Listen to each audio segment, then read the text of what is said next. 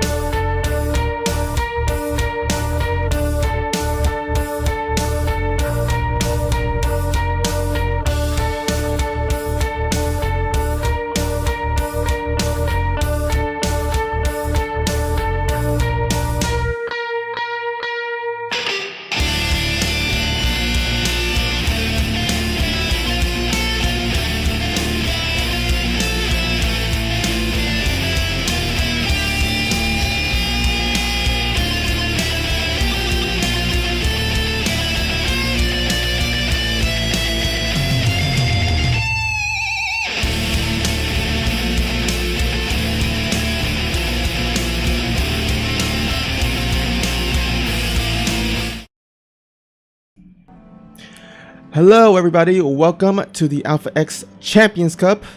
I am Caster Snoopy, and joined by my side is Entuo. That is me. Hello, I am that guy. All right, so we're here for Group B of the round of 16,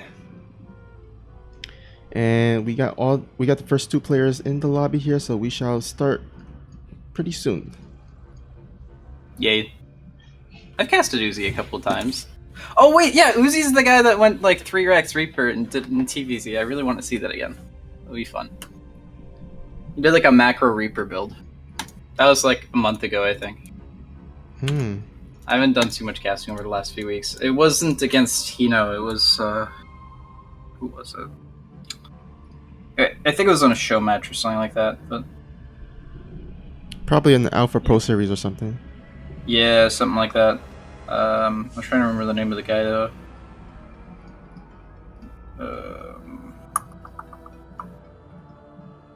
It'll come to mind eventually. Bothering me now.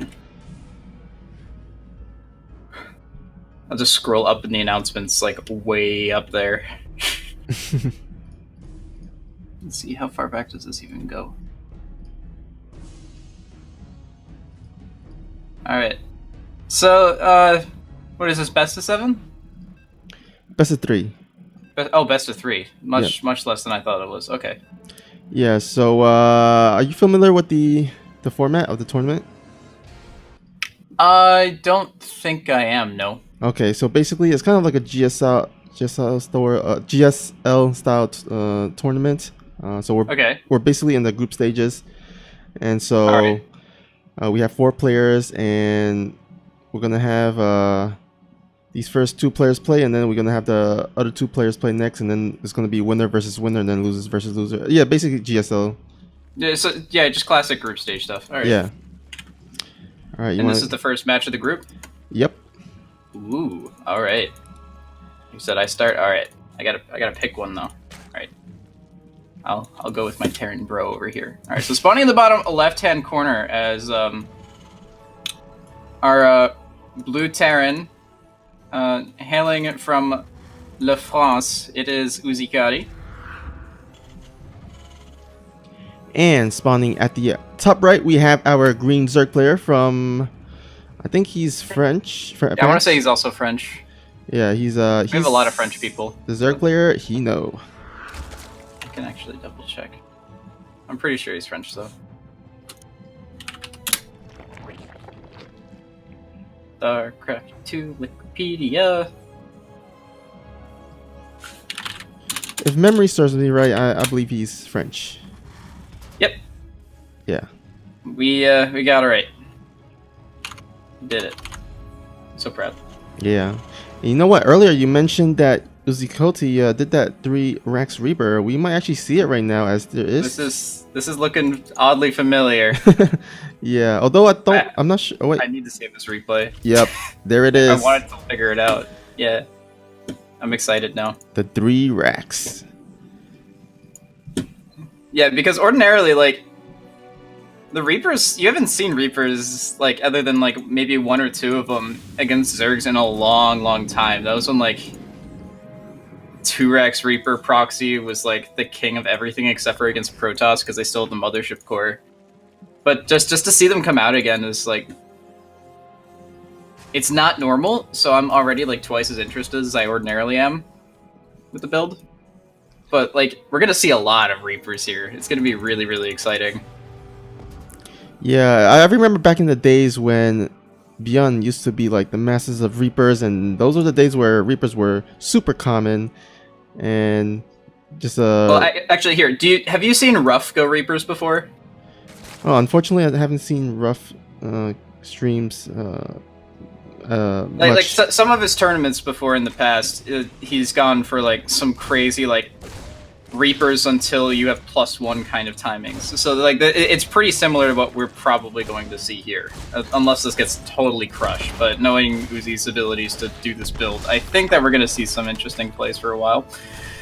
See, these links getting a little bit better than Bruise already from just 1 Reaper, and there's going to be more on the way from here. So Yeah, but luckily for Kinos, he actually went for a really quick Roach Warren. I think he was planning to go for a Roach Warren from the beginning, so that's gonna definitely help with the Reapers, as roaches, they only get tickled by these those roaches get tickled by these Reapers. And oh, actually some good damage here by the Reapers, and gets out safely.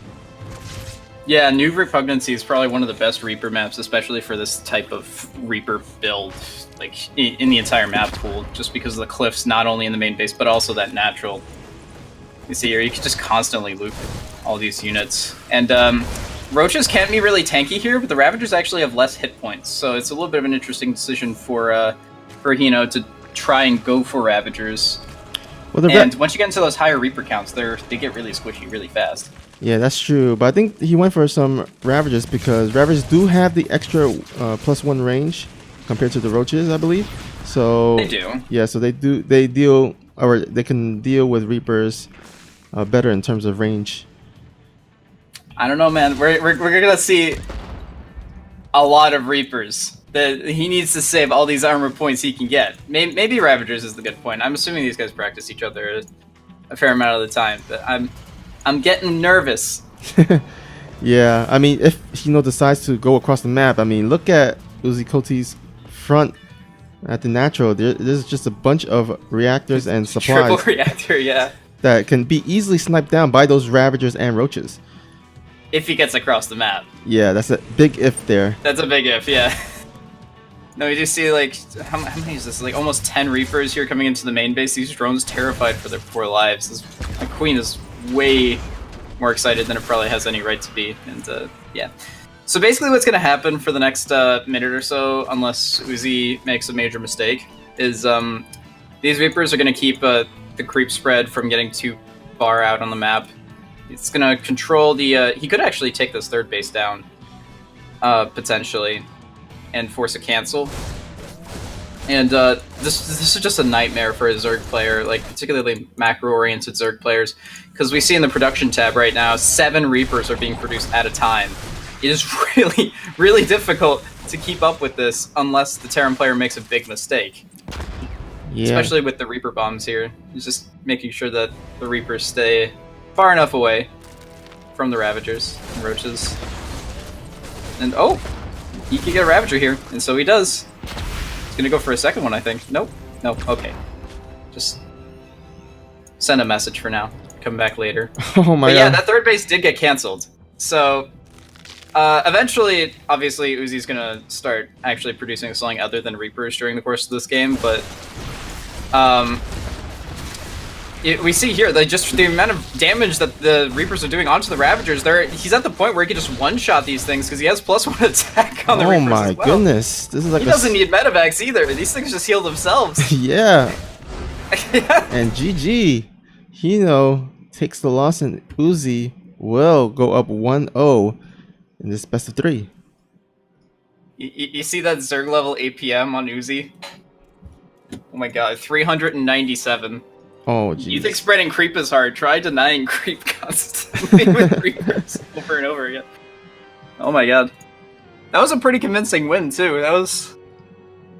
Like, if we look at the units lost at, or units killed count, Hino only killed the total of 3 units that entire game. Wow. Now that's really cost efficient there. The power of Reapers. Alright, so map 2 is going to be Port Alexander, and, well, this build is pretty good on a fair amount of maps in this map pool. Port Alexander is arguably the worst Reaper map in the entire map pool.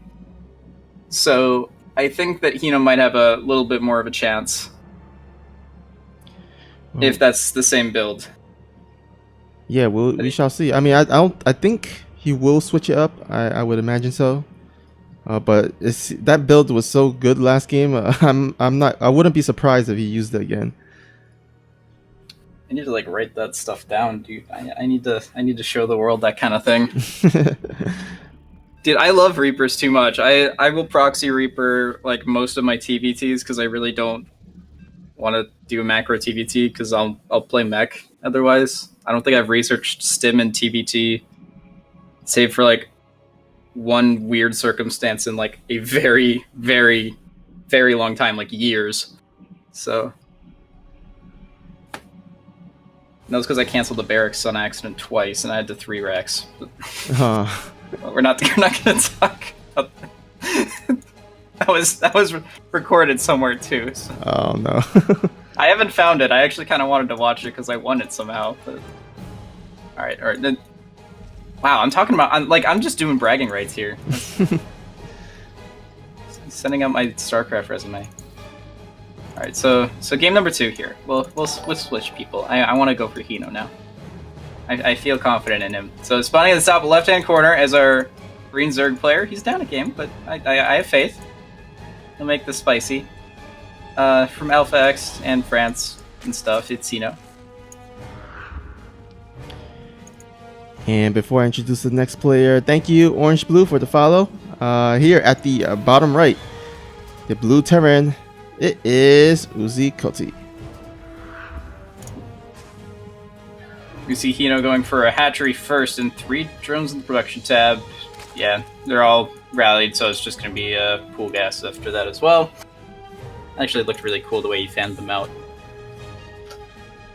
It's kind of interesting, like the higher level or the higher up in skill level that you go in like StarCraft and stuff, just looking at the rally point sometimes, like they're always like pretty patterns and things because people are so used to the builds that they do that they just start like making everything look precise and starts looking beautiful, and it's great, even for the ugly Zerg. Yeah, beautiful those in their special ways. Sometimes they even rally and make it into a heart or heart shape. Or some. Can you make it into, or okay, if you could like combine production buildings to do that, because you can only do like 4 shift clicks off of a rally point, unless it's from like a unit itself. Like on the production facilities, you can't like make like 6 or 7 of them. But now you've got me interested. I want to like make like 3 buildings combined into a heart or something. I'm gonna make it work. All right, so pool has finished up finally. We see across the map actually, Uzi is probably the person that we should be paying attention to as well, because you know the whole scary 3-Rex macro Reaper build. We do see that he's gone for 1 Rax, Reaper into Marine into Reactor. Very standard. So we're not going to do that nonsense in the game prior. Oh, will he get this drone? Oh, he does. Nice. He's got 2 kills so far on that thing. He got a Ling too, if I'm not mistaken, so... Like, I remember back in the day, the Reaper was supposed to kill like 2 or 3 drones on average. And nowadays, people are so accustomed to Reapers that, like, if you take... Or if you lose 1 drone to the Reaper, it's considered a failure, almost. it's times have changed, man. It feels so weird. Yeah, I mean, the standards have changed. I mean, over the years, StarCraft players have gotten better and better. So like 8-gate Adept is not standard anymore either. Like, once upon a time, dude. Yep. Like, I feel bad for the Zergs too, because I was a Zerg in HOTS, so I've lived through all the pain up until early Legacy of the Void. So I feel for them when it comes to things like Adepts. All right, so Hellion Banshee seems to be what Uzi's going to be going for. It's possible that this actually ends up being a Raven, but yeah, we do see the Cloak and the Banshee. Pretty classic. This has been kind of a tried and true build since, I think, Wings of Liberty. Just to poke and try and deny the creep spread of the Zerg and make sure that they're not getting too greedy and spamming too many drones. And we do see the Overlord does scout the Cloak, so I wouldn't be surprised if the Cloak gets cancelled here. It's pretty standard for Terran players to save that Cloak gas for, say, an upgrade or something, because Spore Crawlers will be going down, as we see from Hino right now, so the Cloak won't do very much. He's opting to let it finish, though, actually. I'm curious. Well, I suppose that if you're going to do a Hellbat Banshee push, I mean, I guess the Cloak could be somewhat useful. But Banshee's one of those units where even if you see it and scout it and prepare for it, you know, the Banshee somehow gets a drone or 2, despite the defense. It's possible, yeah. I mean, there's no armory, so it's not going to be a Hellbat timing, but I have seen some builds, yeah, where the Cloak could be useful in the future. Some players might just prefer to get it. So you're not incorrect there. I love this wall in Uzi's natural, by the way. He built the command center and realized it wasn't airtight. Kind of just patched a solution together. Oh, these Hellions getting 3 drones so far, but now they're kind of surrounded by the Lings. There's not a whole lot of surface area for them to surround the Hellions appropriately over. It does seem that, yeah, he will get all the Hellions, and only 3 drones were lost there, and while he did take a fair amount of damage, or he lost a fair amount of resources in the form of Zerglings, I'm pretty sure that he's happy that that map control was lost in that sense. You do see, oh my god, he's spamming Lings and making a Baneling nest now too. I think he's going for a counter. Yeah, I mean he did clean up. Didn't like that. He did clean up all the Hellions, so there's not much on the side of Ro16. He doesn't really have. I mean, look at the army supply. He's like 14 to 26. Yeah. So this. Yeah, off they go. This Baneling bust could do quite. Oh, actually, there's a wall. He doesn't even need to bust it. No. Oh no! no! Uzi, no! Oh, this is a problem. So the Lings don't even need to do a Baneling bust. Yeah, you're right. And the Lings get right on top of these Marines here, and Stim did finish up, so they will manage to clean everything up. But that lost mining time there was pretty substantial as well, especially given the fact that that natural was floated up. That was a lot of panic. Causing a Terran to panic like that is never fun for them. Yeah, unfortunately. Although that probably should have done a little more damage than it actually did. Yeah, I was just about to say. I mean, it looked pretty scary at first, but I think considering the situation of how he lifted his command center just as the Lings were coming in, he didn't really take as much damage as he could have. Yeah, there weren't quite enough Zerglings to actually do a substantial amount of damage, and there are a lot of Marines that are kind of chilling around the map. Actually, Uzi's gonna go for a counter attack. Okay, we're just gonna see them take turns volleying things at each other, I guess. Yeah. This is a kind of a small amount of units, but that is a siege tank. This could be scary. There weren't any spotter Lings out for Hino, so he did not see the move out, and I think this is just to scare Hino to make to force some units, which he does. 22 Lings on the production tab. Will we see Ro16 continue this attack though? He is going to try and spot for a 4th base, and if there is a 4th base, that means that the resources for Hino are kind of strained, so, and we obviously do see a 4th base, so this could be difficult to hold. We'll see that he still has 4 queens here to try and support this, but yeah, he needs to actually go and break this before the hatchery goes down. It's already a quarter of the health dead. Alright, well, Hino doesn't quite have enough units, and combat shields just finished up as well. This is a solid timing attack from Uzi, and the 4th base does end up getting taken out. Yeah, good pick off there for Ro16, and now the both players are on the same amount of bases, which is always not the best news for the Zerg player. For certain. Yeah, and this creep denial too has been really unfortunate. There were so many creep tumors that were just chilling out over there, and the fact that that early push out was made before combat shields was done, so it was kind of an off timing. Definitely didn't expect that. After his Lings ran into the natural, he kind of must have figured that or Uzi was going to be on the defense for the next foreseeable future. Yeah, now the mutants are out for Hino, so it's time for him to get the counter attack to get some damage done. But it looks like Uzi, he's got everything prepared. He's got the turrets going up. He's got the Marines numbers to defend. Yeah. Not looking quite good for Hino here. Uzi's getting his Thor out too. I love me some Thors. It's great. Yeah, these mutas, I'm curious to see what damage they end up doing, because if they actually do keep Uzi camping in between his 3 bases that he has currently, it's possible that Hino could come back into this. But if he keeps rallying mutas by accident into the Marines like that, it's going to slowly peter out, and they're not going to be so useful later on when the actual engagements happen. Oh boy. Hello, Medevacs. That's a lot of Marines in those Medevacs. Yeah, he's looking to take down that 4th, I expect.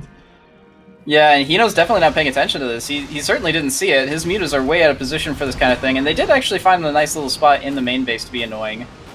There's not too much to get done here, but his 4th base might go down again. He doesn't really have he has a ton of Banelings, but there's not a whole lot of Lings. So depending on the spread, or the splits here from Uzi, he might be able to get some damage done here. Ooh, that's not a good spot for Uzi, no! Oh, and the mutas say hello as well. Yeah. Oh no, the medevac that's full is gonna get taken out as well, isn't it? Yeah. And he loses all 3 of those medevacs. Damn, there's been like 4 attacks this entire game, and only one of them has been successful. Yeah, but that big pickoff has led Hino to retake the supply lead, and now it looks like he's going to go back into the main to do some additional damage. And there's only 1 turret here. Uzi also got his 4th base sniped off, and he did not cancel it, so that's 400 resources down the drain. And every little Marine counts against all these Mutalisks. This is going to get so annoying. And oh, big engagement out in the middle of the map. Baneling's going off on the siege tanks. And what the hell is going on here? There's splits. The splits from Uzi just going in both directions. The Zerg got sandwiched by the Terran. That's not something you see very often. And these Banelings off of creep aren't going to get a whole lot done here, especially with the Thors out in front and the Marines just trailing around. And meanwhile, all that is happening, the Mutas are still doing damage in the main base, picking off all those reactors off those barracks, and even taking the tech lab. So he's gonna have to wait some additional minutes before he can make another tank. Yeah, he also canceled drilling claws with that tech lab as well, and this main base is a little bit in danger here of getting sniped off, and that's on orbital with a lot of energy on it. That's 3 meals right there, and you can just make disappear. Yep, alright, away it goes. So that was a great attack from Uzi, but at the same time, he's got a bit of a problem in his main base. His production is getting camped hard, and I mean, he's gonna lose an Overseer. Poor Overseer. He didn't sign up for this. But yeah, these mutas are gonna be almost impossible to deal with. These 2 Thors that are in the medevacs here, both are at red health, and there's a bunch of Zerglings right on top of them as well, keeping them busy. So they can't even deal with the Mutalisks appropriately, and there's no ground army to speak of for Uzi. This isn't looking good. Yeah, one of the doors did go down as well. Oh boy. And there's just not a lot of units coming out being produced because remember Hino did take out some of the production of. Yeah, there's no Uzi. add-ons. The reactors are gone on the barracks. Yep, and it looks like Hino will take this game and tie up the series. In time. In time. Uzi believes. He believes. We got adrenal glands on the way too, so even if this does get thwarted, these Lings are going to be... They've got their Red Bull. Well, actually, no, Metabolic Boost gives them wings. I guess that's the Red Bull. But, oh, decent Widowmine shots. I think at this point, Uzi's just hoping that these Widowmine shots just do something good, but at the same time, that 4th base that was finished up, turning into a planetary, didn't end up getting finished. So, Uzi's barely mining at the moment. 30 SCVs have gone down in total. I think every single add-on has died from Uzi except for the reactor and a starport. And yep, takes game 2. My god. 370 APM and 400 APM. Yeah, it's pretty insane. Their keyboards are still intact, I think. The power of modern engineering. It's a miracle. Yeah, so just want to give a bit of shout outs. There were some alerts during that game. Just want to shout out to Sniper SC with the 10 bits, as well as the host. And then also Alexander Enki with the host as well. So really appreciate the host and the bits. Having our Alpha X love from internals, but I like Snippy. I want to call him Snippy now. I think that'll bother him, so probably will be good.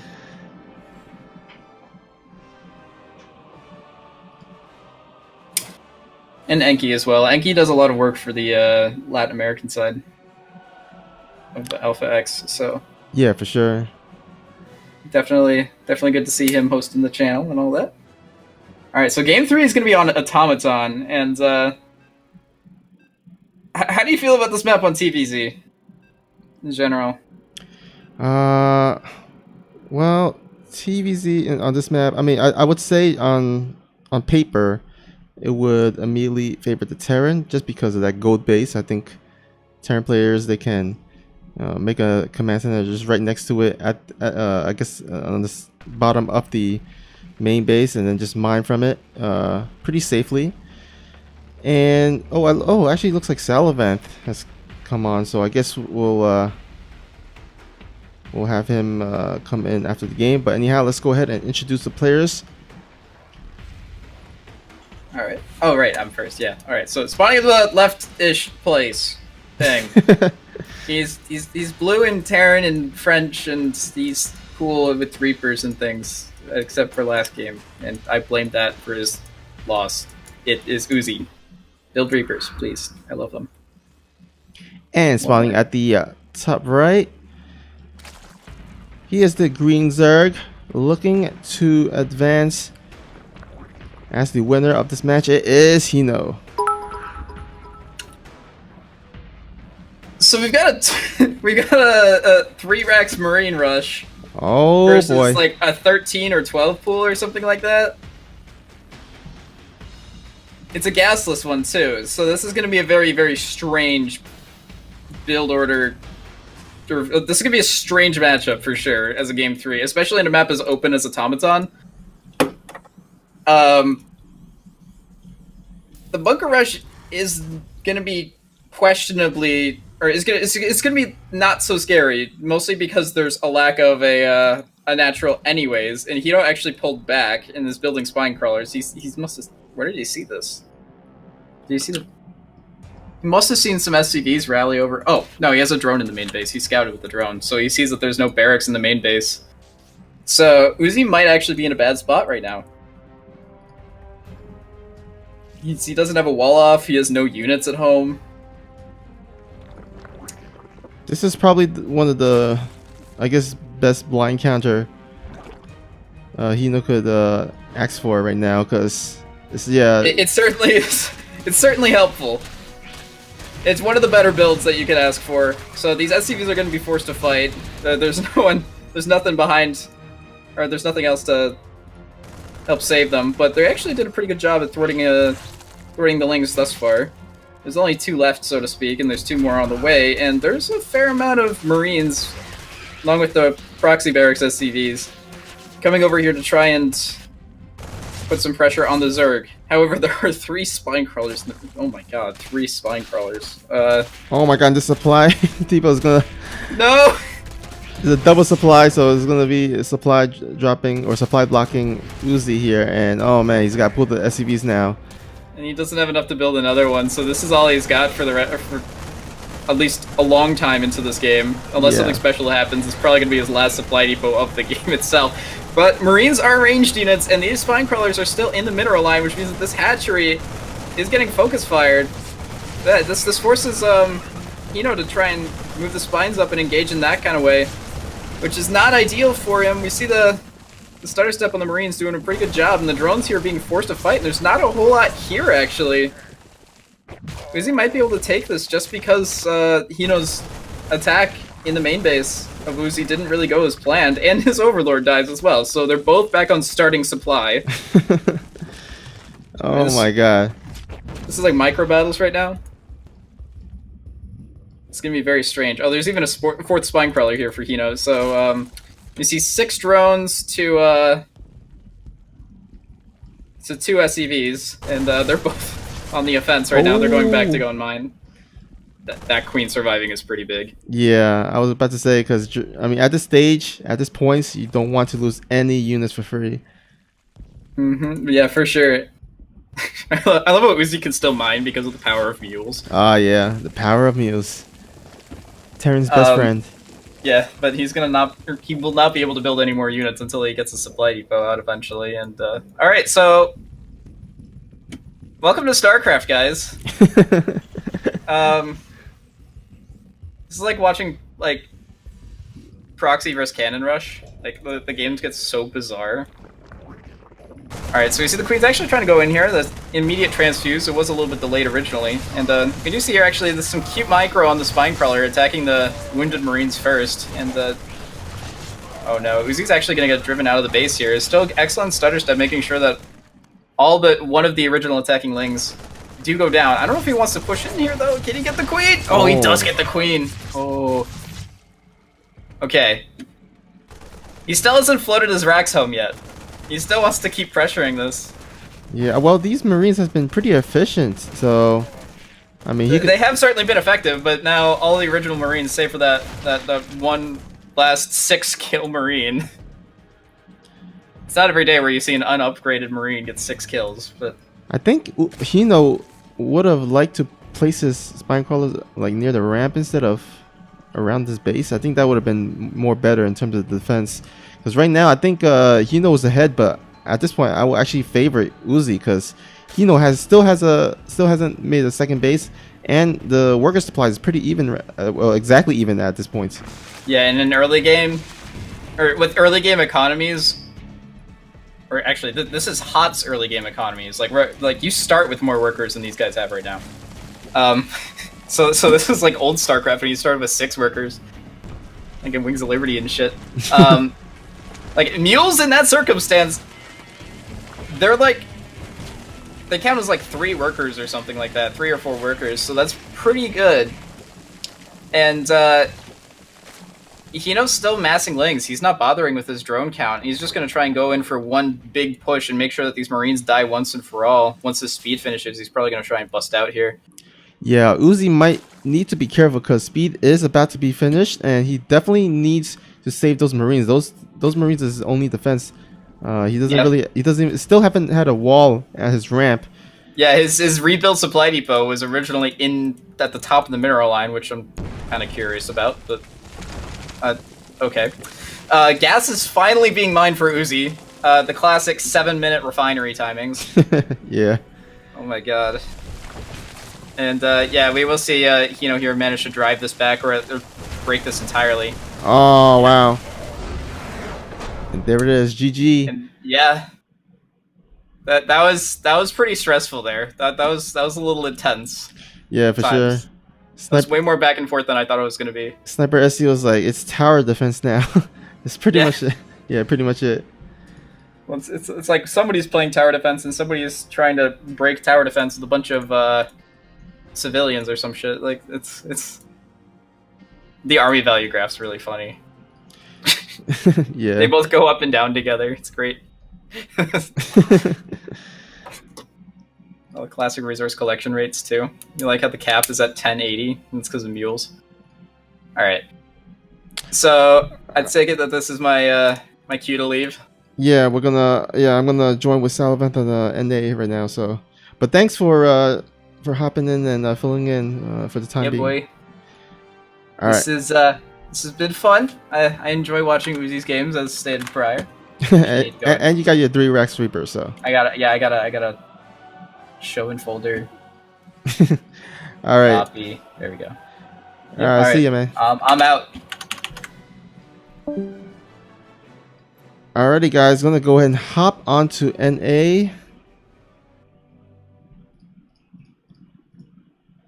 And join Salivant there. But in the meantime, let's hopefully get Salivant in the chat, the chat channel.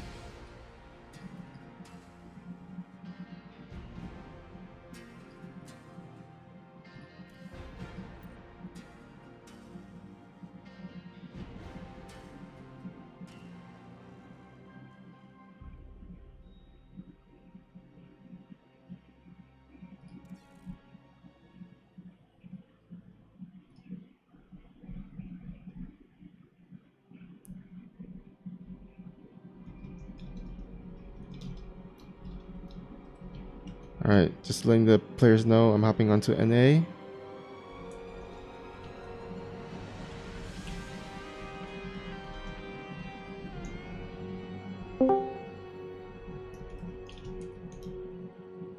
What did I just watch? It was it was a crazy game. So Hino actually takes out Uzi Cody. Yep. That I did not expect was how this day was going to start off.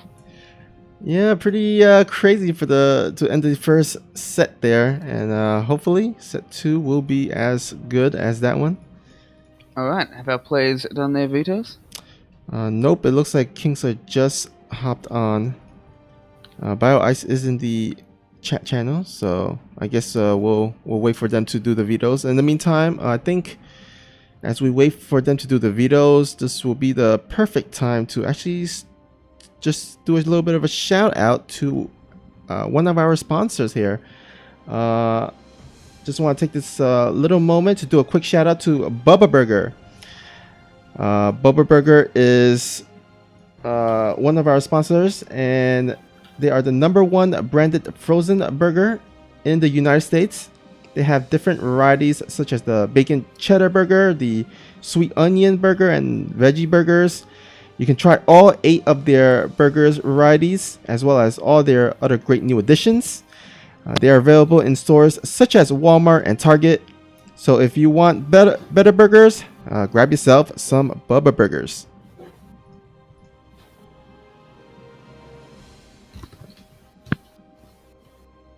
Alrighty.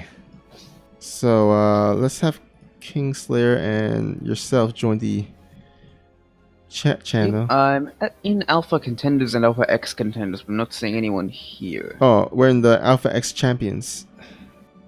Oh, I'm an idiot. It's very early in the morning. It's okay. Alright, let me go ahead and tell Kingslayer.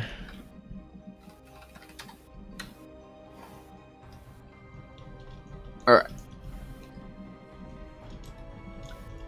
Yeah, that is my bad. Daylight savings does not affect Queensland. Oh, does it? Wow, I thought it don't have affected it. all of Australia. Yeah, so did I.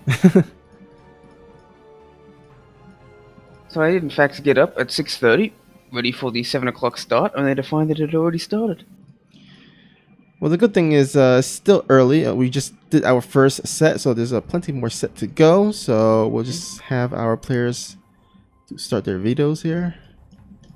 And thank you so much for, I believe, Xenodactyl taking over the first set and helping out. Zeno. Well, Zeno, he went to do the advertisement, and then Intuo stepped in for the co-caster part. So thank you to Intuo and Xenodactyl for the behind the scenes and in scene help. Yeah, really appreciate it.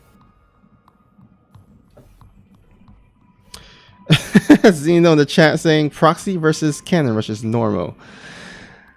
In the world of Xenodactyl. Yeah, Zeno was probably bored with that game.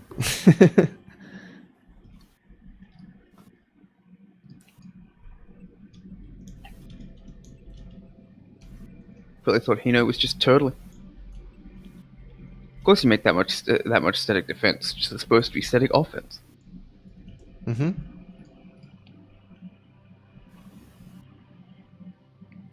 So for you guys, just a little tidbit here. Paco Mike was originally scheduled to play. Unfortunately, he either couldn't make it. I'm not sure why, but Kingslayer will be stepping in for Paco Mike as a substitute. Yeah, I believe Paco Mike had a job interview or something. Let me just check that.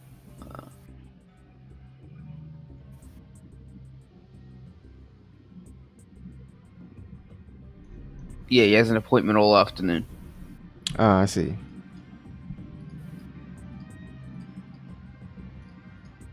A job appointment. I'm not sure exactly what a job appointment is. It might be a job interview that's not quite been translated properly, or it could be something else. Maybe he's like a doctor or something and has to perform an appointment for a client. Either way, that's why we have alternates, and Kingslayer was our first alternate, so we brought him in. Yeah, he's definitely not a bad alternate for sure, because he is a pretty damn good player. Yeah, he missed out on this tournament by about 7 MMR when signups were beginning, so he's just as good as some of our lower seeds. Yeah, I was gonna take that secret to my grave if Kingslayer had not actually gotten the chance to play, and therefore all's well that ends well.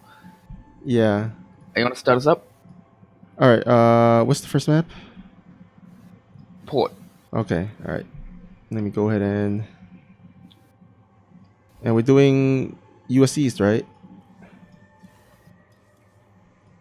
Why? Isn't Oh, BioWest Canadian? oh, okay, all right. So I guess I'm not sure what. Oh, Kingslayer is Canadian too, right? Yeah, okay, all right. I So don't think it matters for Canada, does it? Does it? Is US East best for Canada? don't think Aren't they it, north of yeah, us? I don't think. Are they north of you? So that wouldn't really matter Yeah. where it was from west to east. Well, I think because Canada, I think is similar to US, where they have their time zones as well. I think, right? Uh, Yeah, I don't I know. don't think time zones makes a difference on latency. I Yeah, think it's just distance and the cables. yeah. Just go for US East then. Let me go ahead and invite you and Kingslayer and Bio Ice.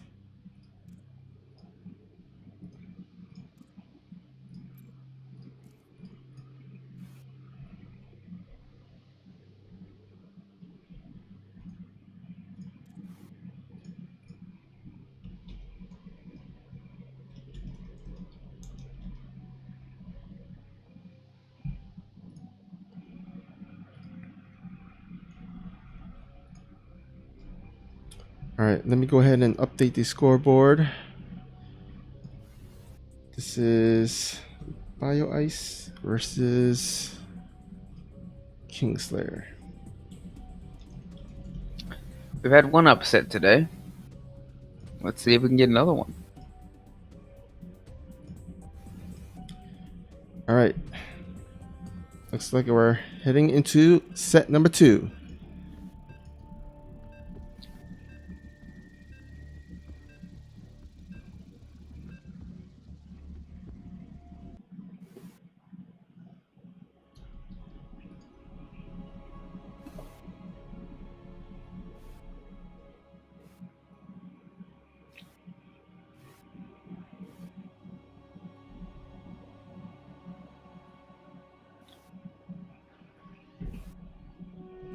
Alright. In the upper left, spawning as the red Zerg, it is BioIce. And spawning at the bottom right, we have the pink Protoss player.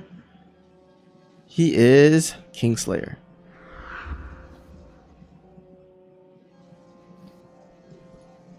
Port Alexander, a pretty standard map. We've had it around for a while. Yeah, I mean, I find this map a little tricky in terms of the wall off as Protoss. Sometimes I don't know. Sometimes I don't get it right, or just like the opening is like a pixel off or something. Yeah, you're right. Sometimes it can actually be too narrow for your regular wall. I think you need to. Usually you have. Oh, go ahead. Sorry, what were you saying? Go ahead. Usually you have a 10 pixel, a 10 hex sort of gap, so you can put 3 big buildings in there with 1 space left over, but it's actually 8 on port in a lot of places, which doesn't really fit quite well. So you have to put one of the gates really forward or really back. I see. What were you saying? Well, I was just gonna say you probably need to practice the building positioning over and over to finally, settle in and get used to the building placement so that it fits your stalkers and adepts and zealots in terms of the spacing. Yep, at least a few times is a good idea, but I'm sure that Kingslayer is good enough to have done that, and looking at the thing, it looks like he's put his buildings further forward so that it will avoid that problem. Another gate will fit to the north of that Cyberneticus core quite nicely, and block everything off with little room to spare for the adept or stalker. Yeah, I mean, it's a little bit forward, which means that it's vulnerable to something like Roach Rush or Roach Bust. But I think because Cybernetic Core has a good amount of HP, it's probably the best building to put forward compared to like maybe a Gateway or a Forge. And the pylon is pretty far back, so that's also a good sign. Alright, looks like we have a Robo opening from Kingslayer. I think I wonder if this is going to be a charge lot all-in, because Kingslayer actually taught me a pretty nasty variant of the charge lot all-in once, which actually makes an immortal. Just one immortal to go along with the build. in order to get some more damage done against roaches, and if that's the case, we will see this probe sneak off to the corner of the map rather than go back home. But it looks like he is sending it home, so I don't think that's what he's going to be going for. Plus he's going for a sentry, which I don't think is what you do with this all in, so I'm not sure what he's going to make out of the robo, probably warp prism? There we go. Just going for some of that early pressure that we've seen more and more in GSL lately. Where you pressure with the first few units and a warp prism, just to get on the other side of the map, see what they're doing, be annoying. Kind of the job of the Phoenix, or the Oracle, in a Stargate opener. Yeah. But this opener is a little more resilient to Niduses because you can make Immortals faster. And they shred down Nidus worms. And a very fast Forge coming out of Kingslayer as well. This will be seen pretty much immediately. BioIce knows exactly what's going on, perfect timing on that scout, and he's even got a second one, just in case. But Kingslayer will actually take his Stalker and chase down that Overlord, but I think it's going to get to safety in a place where even a Warp Prism Stalker may not be able to reach. I think there is a safe spot between that natural and third. And there must be, because Kingslayer knows that he's not even going to try. This has forced 18 Lings from BioIce, so I think he's wary that there is an attack coming soon, but it's only going to be 4 Stalkers. It's not like a heavy attack. It's just going to be some light harass, I think. Yeah, and BioIce is making a lot of links. I think he's reacting quite heavily to this, when he doesn't actually have to, which is an advantage for Kingslayer. BioIce barely has more workers than Kingslayer right now. Kingslayer's about to take the lead there, and he's taking a third base. And now BioIce throws down 12 drones.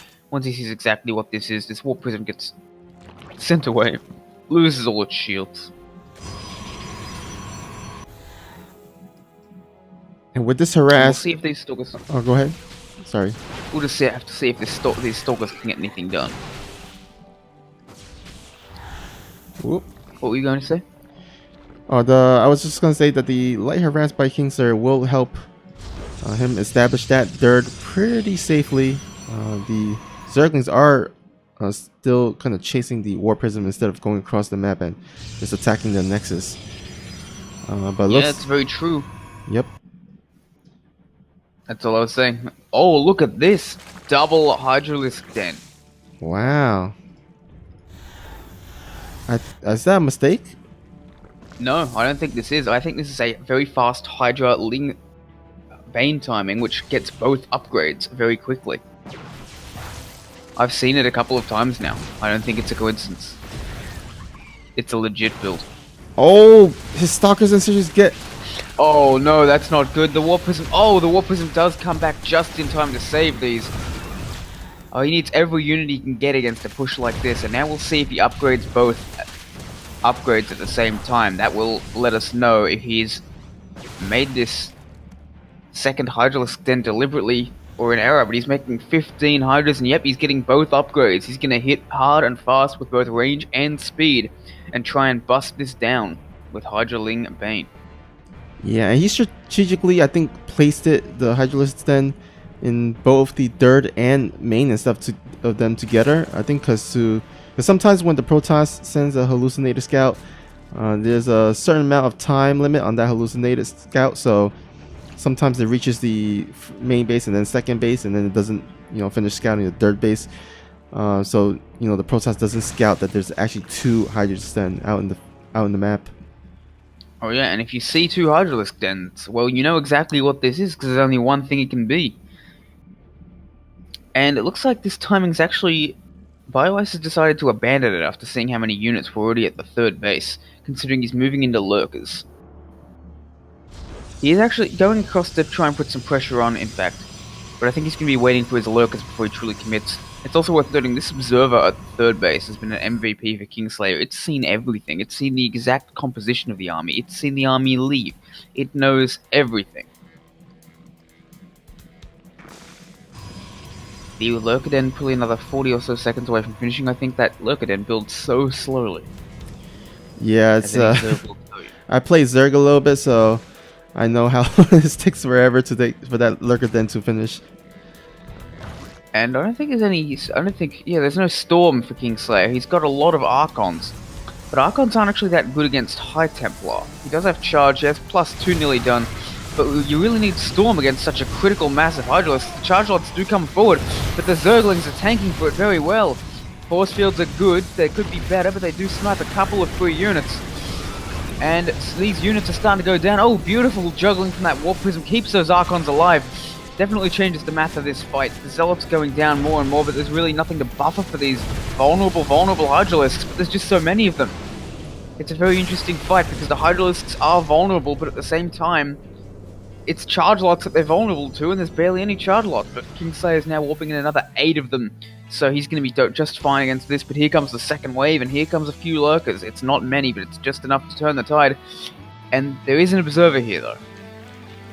48 Lings on the way, which will help buffer that fighting force a great deal. BioWare still on 65 drones, but he does have a 4th base now. He's not all in, but he definitely does need to get some damage done with this. He's not even getting +2 just yet. And he's going into the natural, which Kingslayer is not prepared for. He's completely out of position. If these Lurkers can get on top of the ramp between the natural and the 3rd, that would be catastrophic. Oh, man. And that's exactly what they've done. Kingslayer will be forced to fight into these Lurkers. He's recalling half of his army in order to get a flank off. I like that recall, I like it a lot, but it might not be enough. The Observer is down! Oh my god, those Lurkers doing so much damage. Yeah, and he can't see the Lurkers anymore. That's gonna be it. BioIce with beautiful positioning and an excellent continuous attack will take game number 1 off Kingslayer. That was beautiful positioning. He saw an opportunity, he took it. Yeah, abusing, I guess the non-map vision that Kingslayer did not have, or had. I mean, he didn't have any observer out in the field. He didn't have a spotter zealot or even pylon spotters, and then he just he just out positioned there. I mean, he did a good job considering the situation of recalling half his army for that kind of flank. But then the observer went down, and those Lurkers just did so much damage. Oh yeah, with only one observer and such, it was not really a winnable fight. For Kingslayer, he did the best he could though. I liked that move. And I think I guess the early game with the Warp Prism for Stalkers, it didn't really do too much. So BioIce was able to just macro up and make a lot of drones. Okay, Kairos Junction.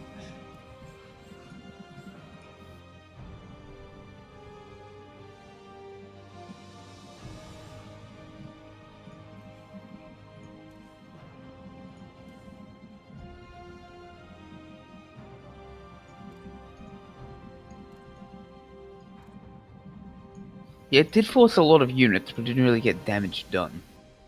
Yeah, he didn't kill any drones or any much queens, so. And so it basically slowed down the saturation of the Zerg, but it didn't really stop it. BioIce did get to like 60 drones, just a little later than he otherwise would have. BioIce playing quite well.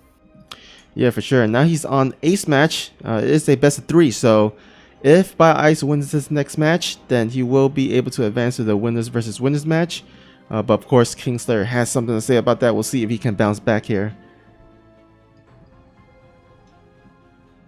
Yeah, I almost feel like it might not. It might be a bit of a Pyrrhic, victory. I mean, no, Uzi Cody's in the losers bracket, so losing this match is something you really don't want. Although you managed to beat him, so maybe that's even worse. Yeah, that's true. He's got true. a pretty stacked group today. Yeah, for sure. 13th took out the 4th seed, and now we'll see if Kingslayer can do the same to BioIce. All right, in the upper left. 1 game down, can he find a way to bring it back? It is the Protoss, it is Kingslayer. And in the bottom right, we have our red Zerg player up 1-0, looking to close it out. It is BioIce.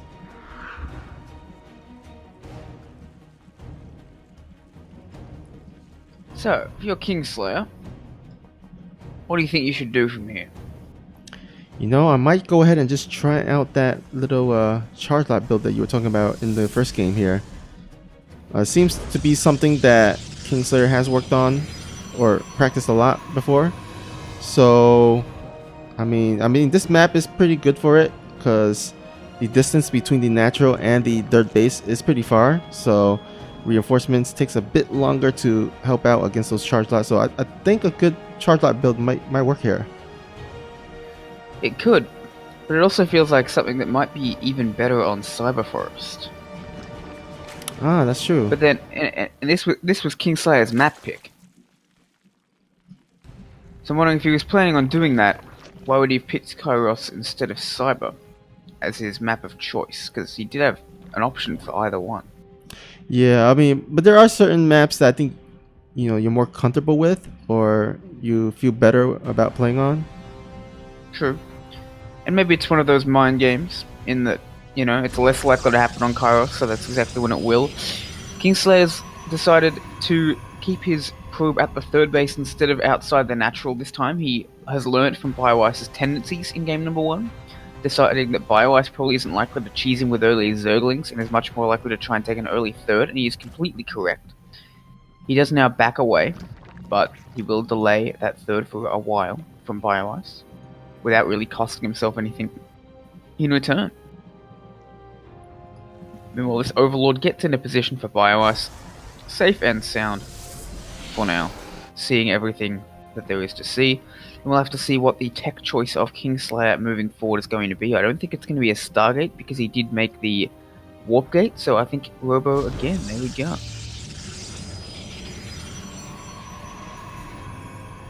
So I wonder if he'll just do the same build again. Yeah, it's possible. I mean, he did make a... Did he make a Stalker last game first? I think he made a Stalker and then Sentry. No, he made an Adept first last game, but he's done the same thing this game. He's actually made that Adept and sent across the map now. Okay, I see.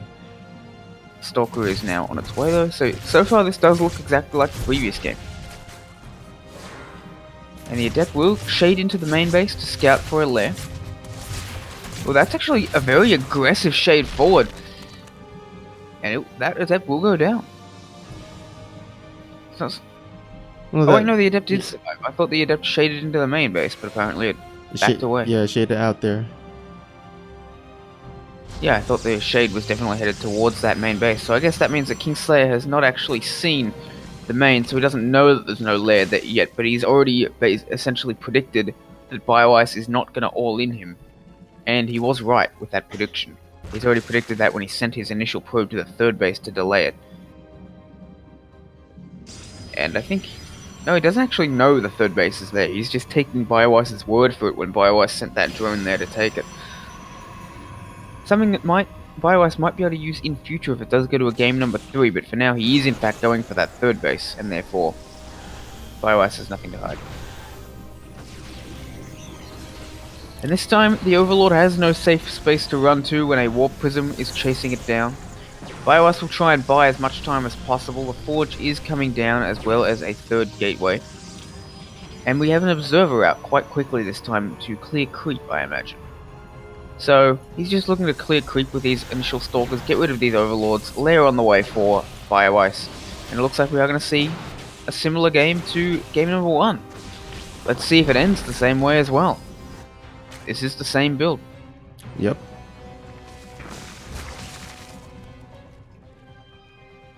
You know, I'm a bit worried for Kingslayer. There are definitely games that it seems that a couple of small adjustments could have changed the game, whereas it seemed like BioIce was a step ahead for most of that first game.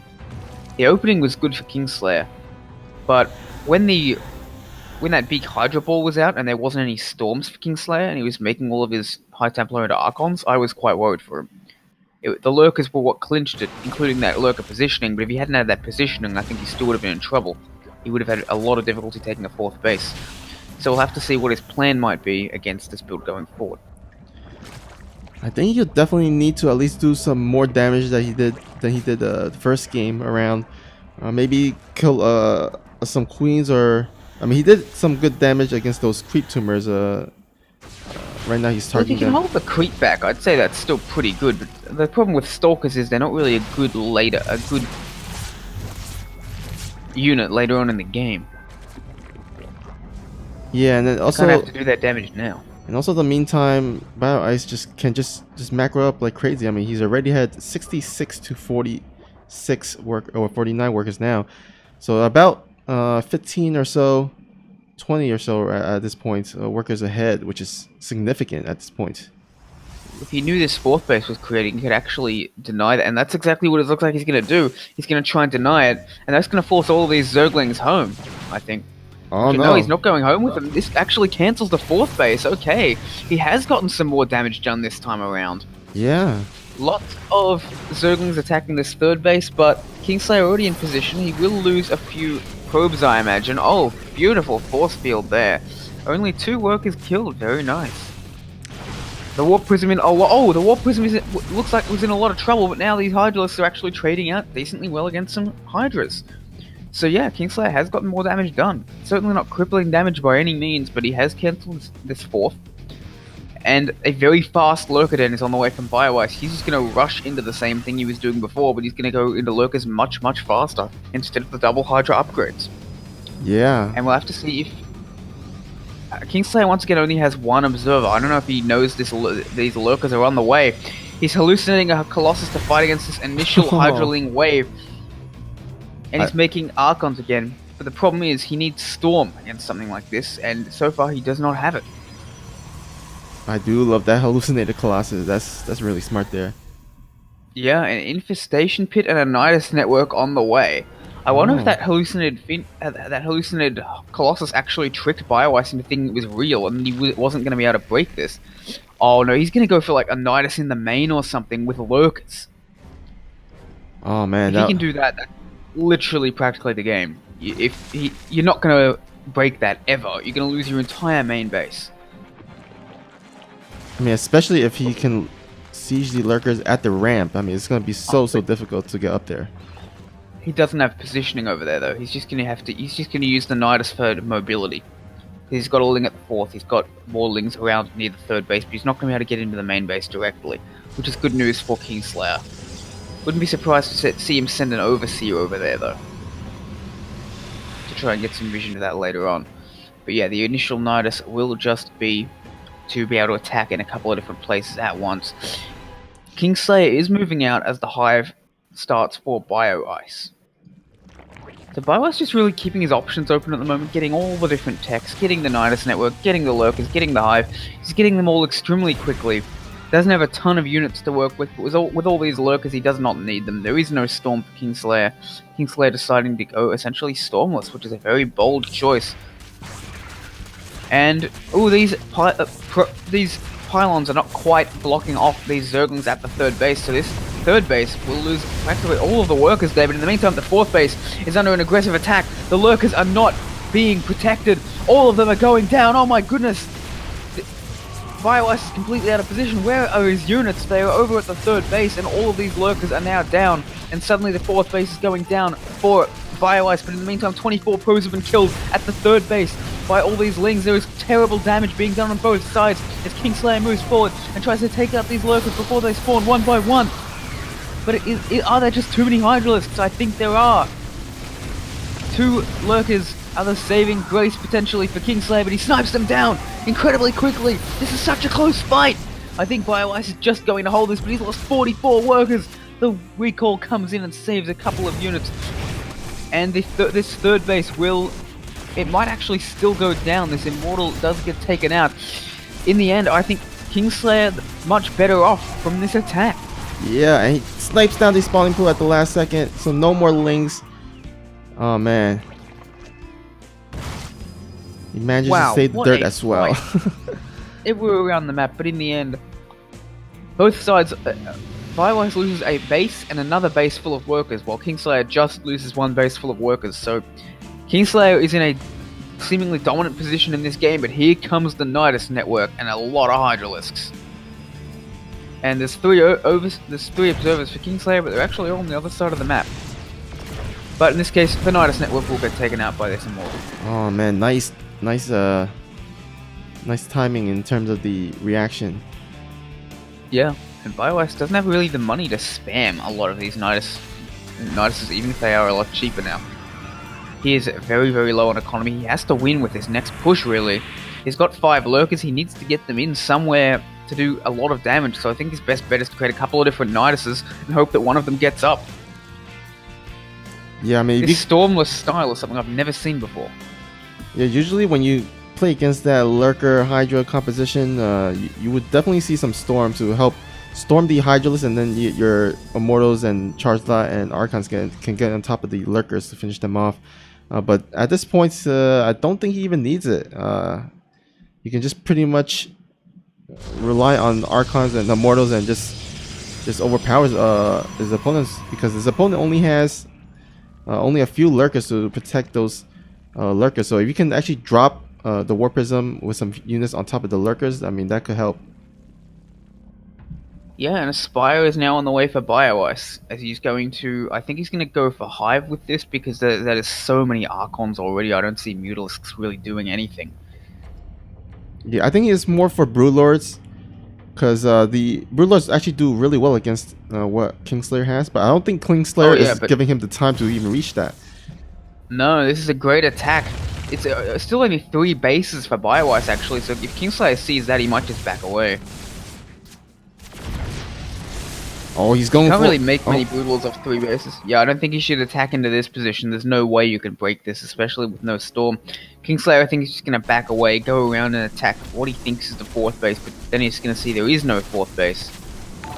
Oh, this Charizard barely... Oh, almost got the Lurker then there. Oh man, these Charizards just continue to get more and more damage done, but finally does get sniped by... The War Prism does get taken out in the end. And yeah, Bio Ice is unbreakable, but the reason he's unbreakable is he's on 3 bases. He's making a great Aspire, but how many Broodlords is he really going to be able to produce here? I don't think he has any Corruptors yet. So it's 4 bases to 3, with the Protoss having more bases, so...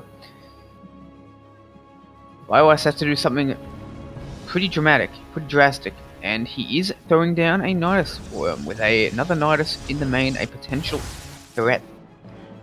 Yeah, so he's going to probably just send these Lurkers directly at the 4th base. Oh no, he's fighting at the natural instead. Oh my god. Kingslayer is... Oh, that is a huge fight for Bio Ice. Kingslayer is making an attack that he should not be making right now. Oh man. Oh, this is terrible for Kingslayer. He's overplayed his hand. He thought he had this game, but he really did not. There is so many Lurkers here, and now all of a sudden Bio Ice is in a tremendous position. It is 80 army supply to 5. And the Nidus... Oh, actually, the Nidus does get spotted, so unfortunately he won't be able to use his Hydralisk and Lurkers to take that down 4th base, but instead he's going to go for the main. That's the problem with Niduses. To paraphrase Smash Mouth, the worms start coming and they don't stop coming. Oh man. And this could very well be it. Kingslayer with a tremendous fight in game number 2, but one small mistake could cost him. And now, yep, that's GG. Bio Ice will win this 2-0, but man, what a fight from Kingslayer. Yeah, he definitely had a chance there, set himself in a pretty good position, but just that one big engagement, losing the majority of his army, the bulk of his important army, and Bio Ice will advance to the winners versus winner match here.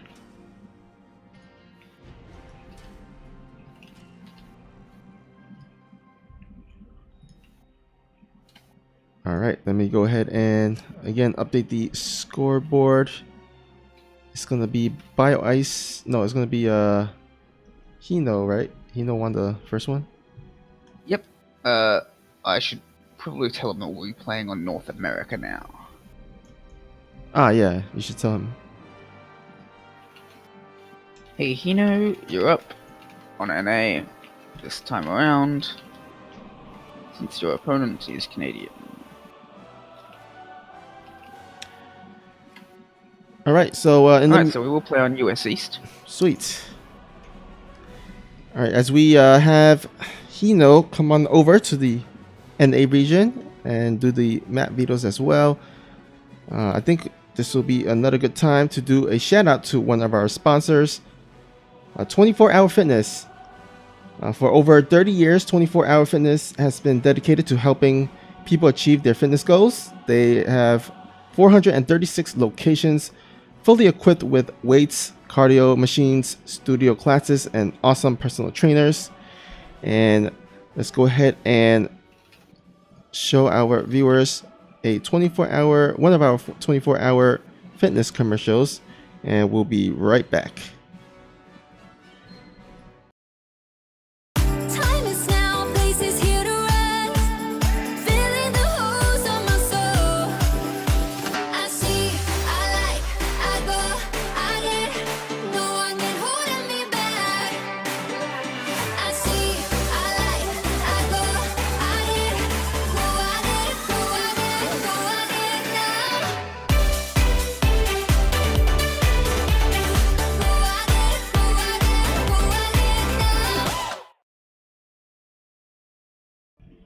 Alrighty there, that is 24 Hour Fitness. You could try their plan for 7 days for free, actually. So yeah, if you want to get some better fitness and exercise, you should try out 24 Hour Fitness. Yeah, it's always great to have a 24-hour gym. But I'll talk more about that a bit later. Meantime, Hino is online. Sweet. I'll just tell him the chat channel. That's right. I can make words. Alright, Venom is his ID, right? No, just Hino. Oh, right, Hino. Oh, wait, I have him added as a friend, so I guess it shows up as Venom. Fair enough, that might be his real ID or something. I don't know, there's so many IDs these days. I know, right? So many different names. You've got your real ID, you've got your Battle.net ID, and you've got your actual username. Like, I'll see people and I'll be like, who are you? Alright,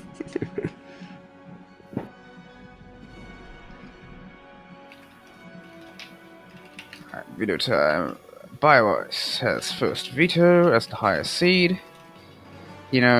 First map pick. 2 vetoes apiece. Hino, being our 13th seed, has done very well to advance over Uzi Cody. Can he do it again over BioIce? We will find out. That would be one hell of a story. Coming in last in the group and finishing first. Yeah, for sure.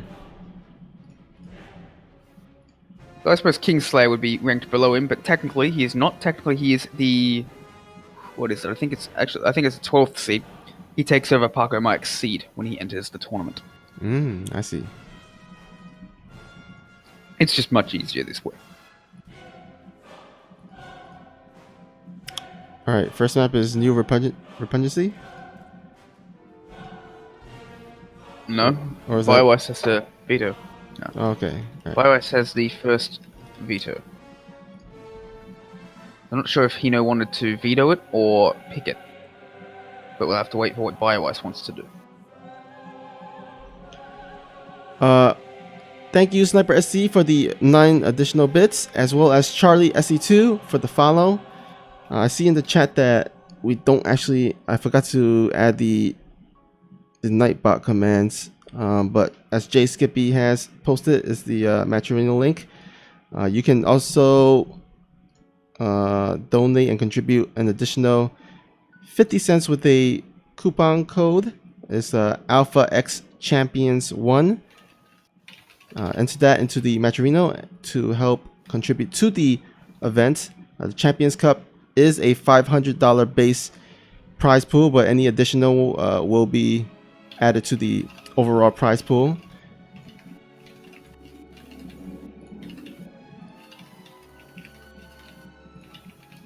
And actually, let's go ahead and take a look at the prize pool breakdown here at the Wikipedia page. As you can see, 7th to 8th place will actually 5th to 8th place will get $25. 3rd to 4th will land you $50. 2nd place $100, and then 1st place $200. But of course, I expect this will be more as all the Matcherino coupons codes be entered. and also any additional donations, out-of-pocket donations to the event. So we're playing on new repugnancy. All right, cool. Let me go ahead and make that.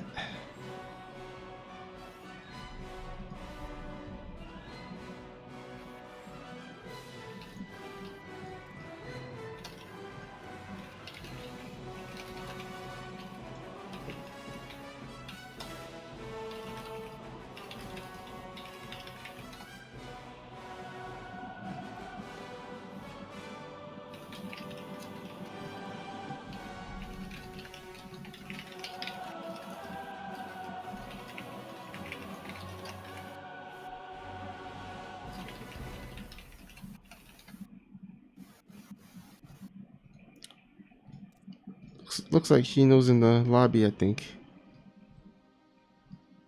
Let me go ahead and tell him that we have a lobby up.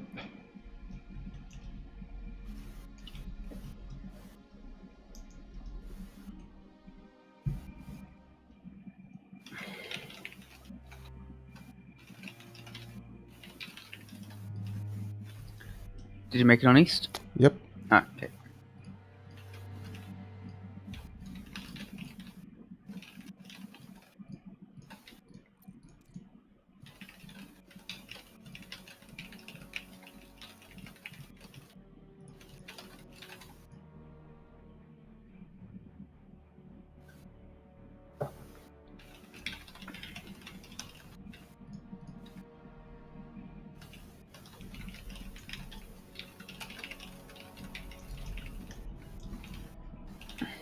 All right, looks like Hino is ready. Let's see if Bio Ice is ready here. Okay, looks like we got the color change. The color's good for you. Pink versus red is hard to cast. All right, I think green versus pink is good. Yeah, green versus pink is fine. We've got plenty of contrast there. It's basically like green versus red. Yeah. Which is pretty easy. Unless you're red-green colorblind, but I don't think either of us are. I think if I was, I'd know it by now.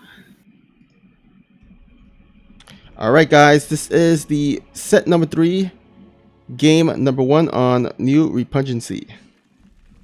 All right. In the bottom left, coming off a win against Kingslayer, 2-0. Can you do the same to Hino? It is the 8th seed. It is BioIce. No, not the 8th seed, the 5th seed.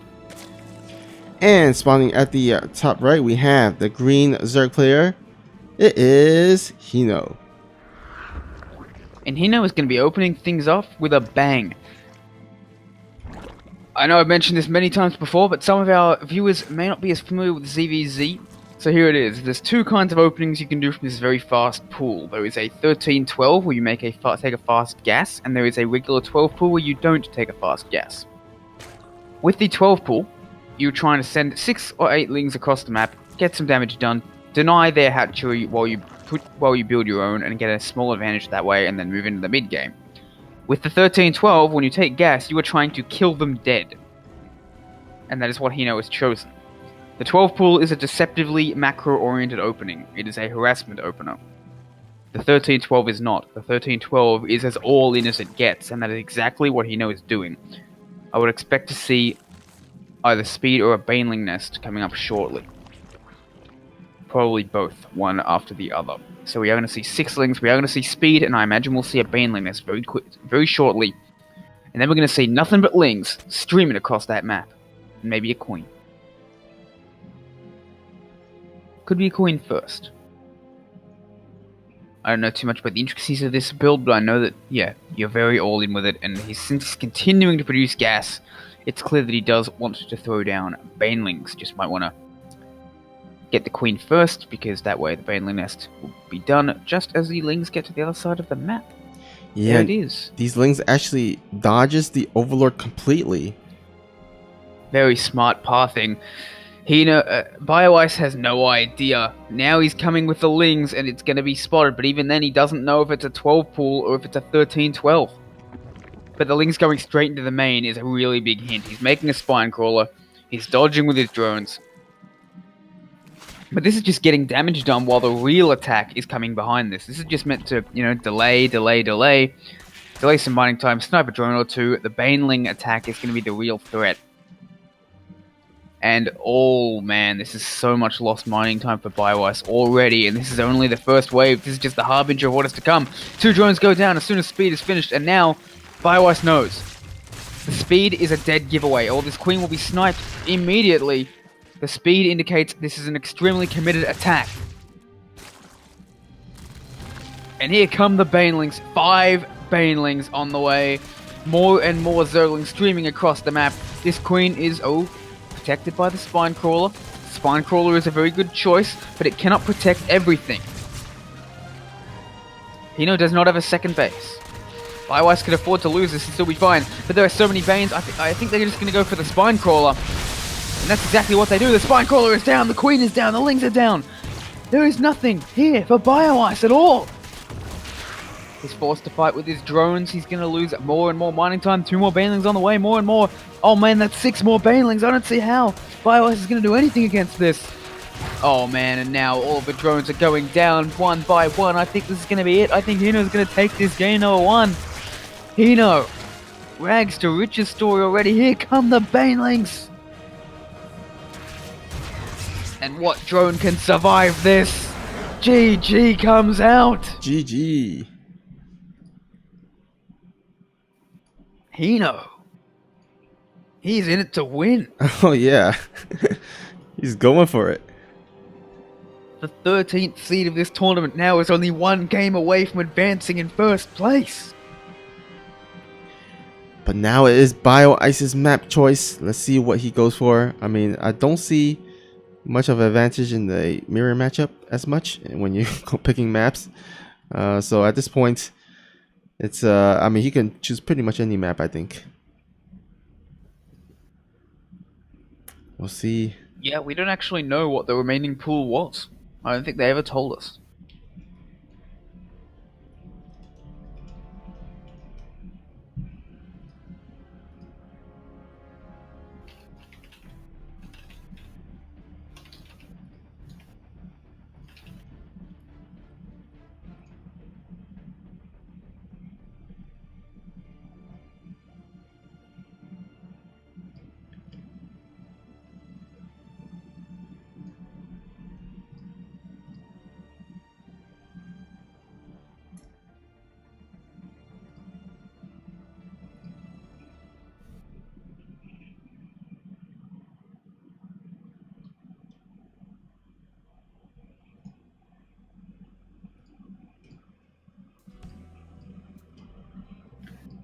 Looks like Biowise is thinking.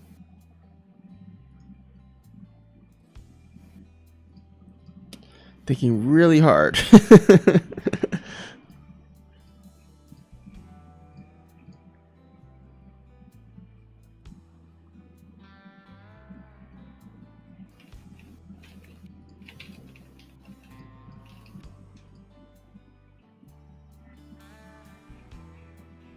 Oh wait, is he in the... Okay, yeah, he's in the chat channel. Maybe he needed some time to cool off after that first game.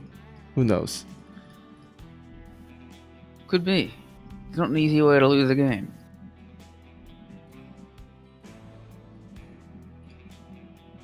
It doesn't seem like either of them are playing.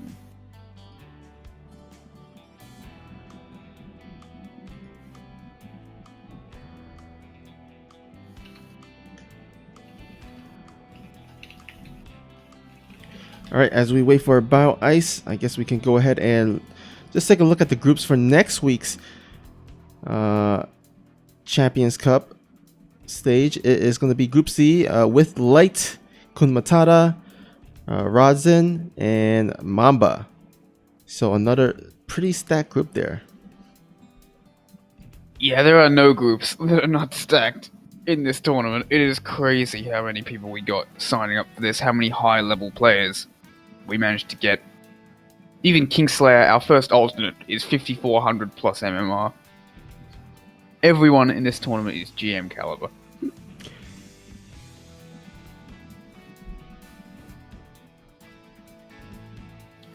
Apparently Cyber and Kairos are still left unvetoed. getting some deja vu here. Oh. I believe that was the exact same map pool that BioIce and Kingslayer played.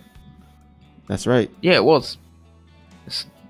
Oh wait, no, not quite, because we played on new opponency first. Port Alexander did get vetoed. Cyber and Kairos were the game 2 and 3 possibilities. But they played on Port first instead of new opponents.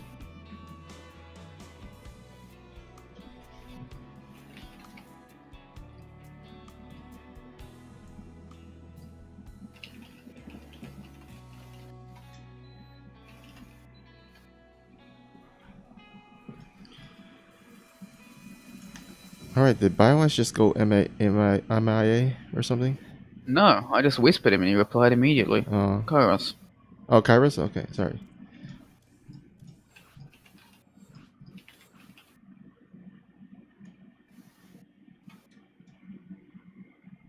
Kairos Junction will be our map number 2. Followed by Cyber for game number 3 if it gets there. Remember, the winner of this advances to the round of 8 and will gain a guaranteed prize of $25 US, plus the potential to win a whole lot more, as the prize pool just keeps doubling after that. So the semi-finals win $50, the finalists win at least $100, and the winner of the whole tournament wins $200 US. This money is boosted by the Matcherino codes and the donations that you guys so generously give. I believe Alpha X Champions 1 is our code.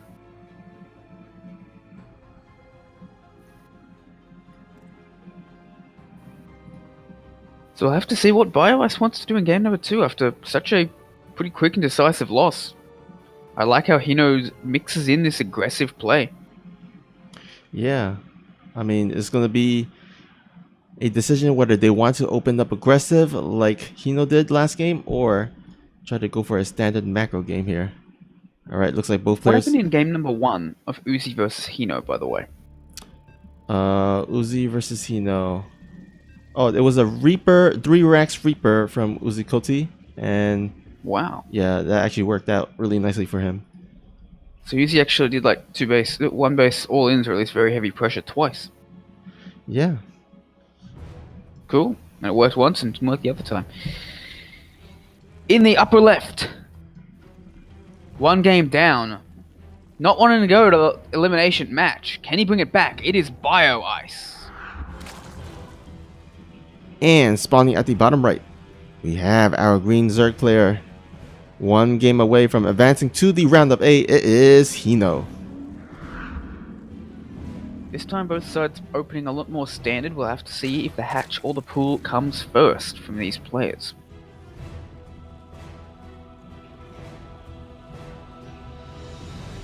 Looks like both sides electing for the 16 hatch on it. Hino's going for a pool first, while BioIce going for the hatch first.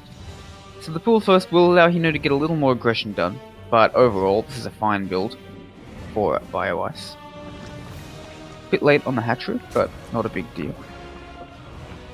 And Hino will be taking another hatch very shortly. Sending the drone down now.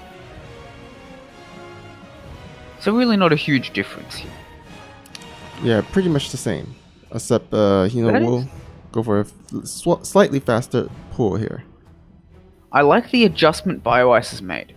He's still going for a hatch first, but he's taken his pool and gas significantly faster this time around, and then taken the drones afterwards.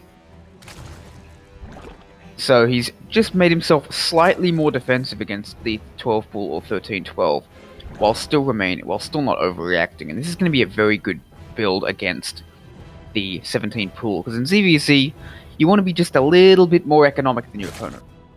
If you're too much more economic than your opponent, you'll get run over. If you're less economic, then you'll lose later on.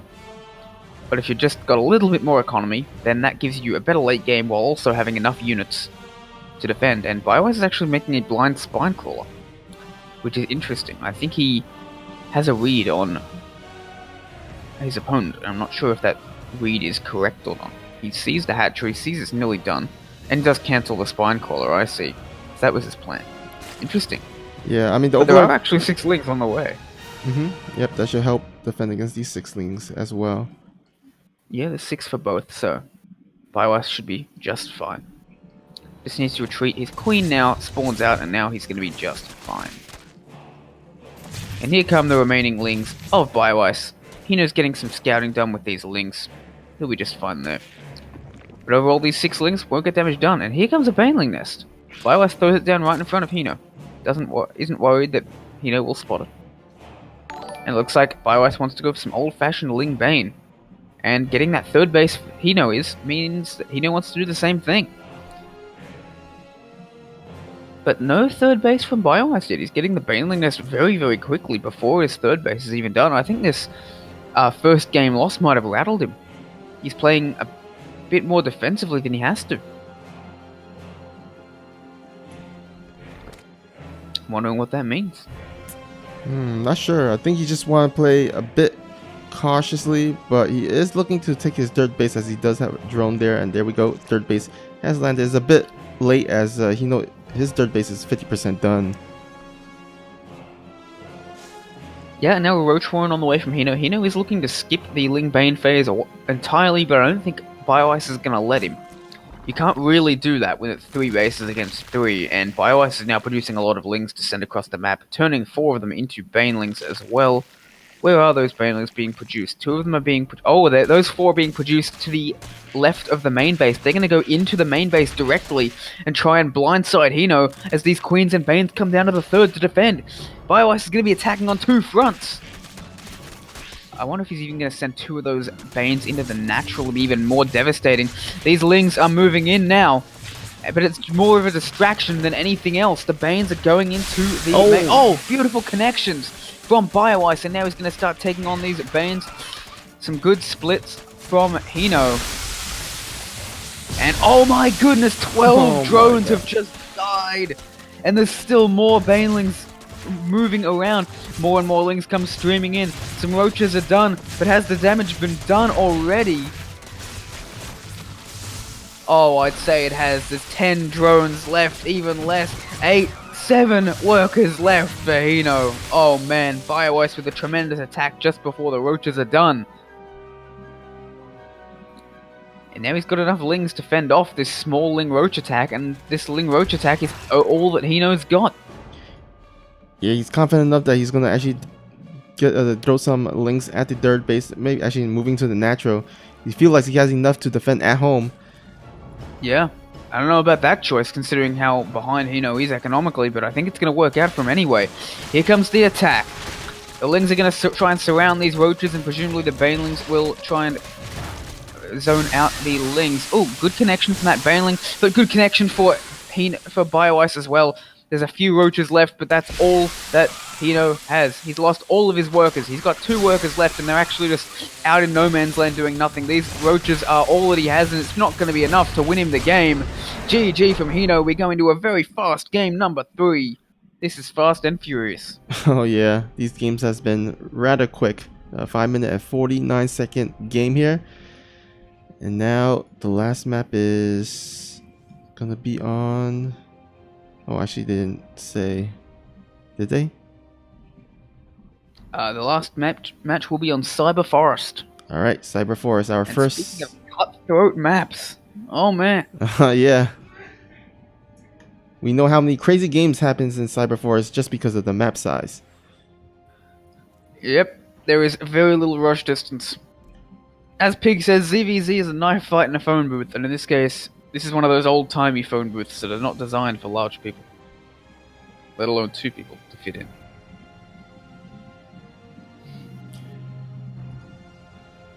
Only one of them can be victorious, and we will find out who it is in, based on the last games, about 4 minutes. But we'll see if we might get a longer game this time around. We shall see. And here we go. Countdown has begun. BioIce didn't say he was ready, did he? Yeah. He said, "Go look, have fun, go." Ah, okay. Yeah. Oh, that was 7 minutes ago. Oh, what? No. That was for the preview. No, he said in 5:52. Oh, I must have missed it. Yeah. You came into the lobby after he said it. Ah, okay. In the upper left, taking game number 2 with a very well timed Ling Bane attack, looking for an advancement here. It is Bio Ice. And spawning at the bottom right, we have our green Zerg player. It is Hino.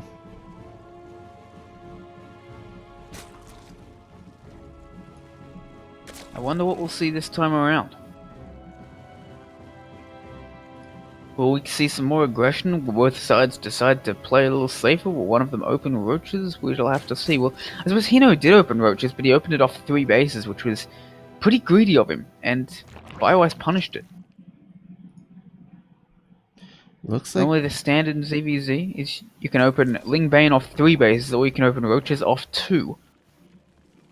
You can't open roaches off 3.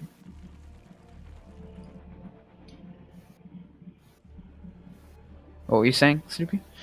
I think with this map at the natural, because it's a slight I guess it's a more skinnier ramp compared to others.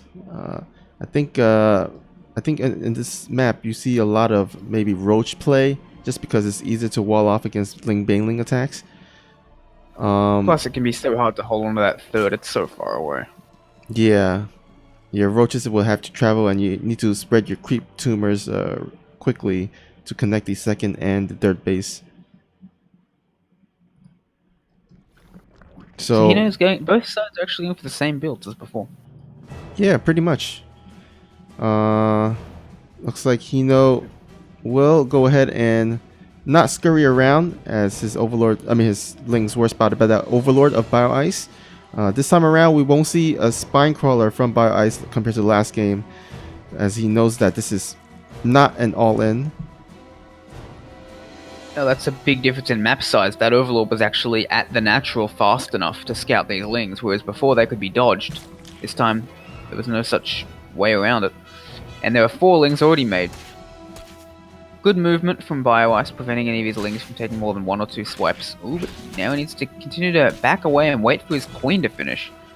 Or at least a few more lings, and he does have them now. Now he has 8 lings out, so he can fight this, no problem. Which is exactly what he will do, and the game will normalize from here. We'll have to see what both sides want to do with their continual tech. Again, Bio Ice throws down this early Baneling nest, and he doesn't care who knows it. He just wants to get it down fast.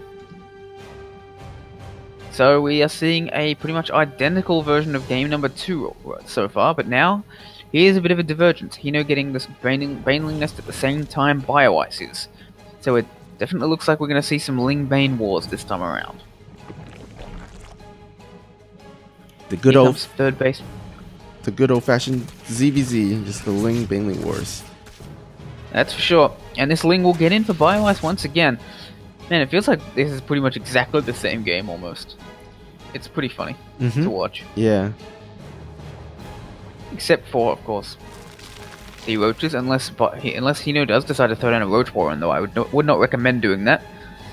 Interestingly, they've both taken different third bases. Which one do you prefer?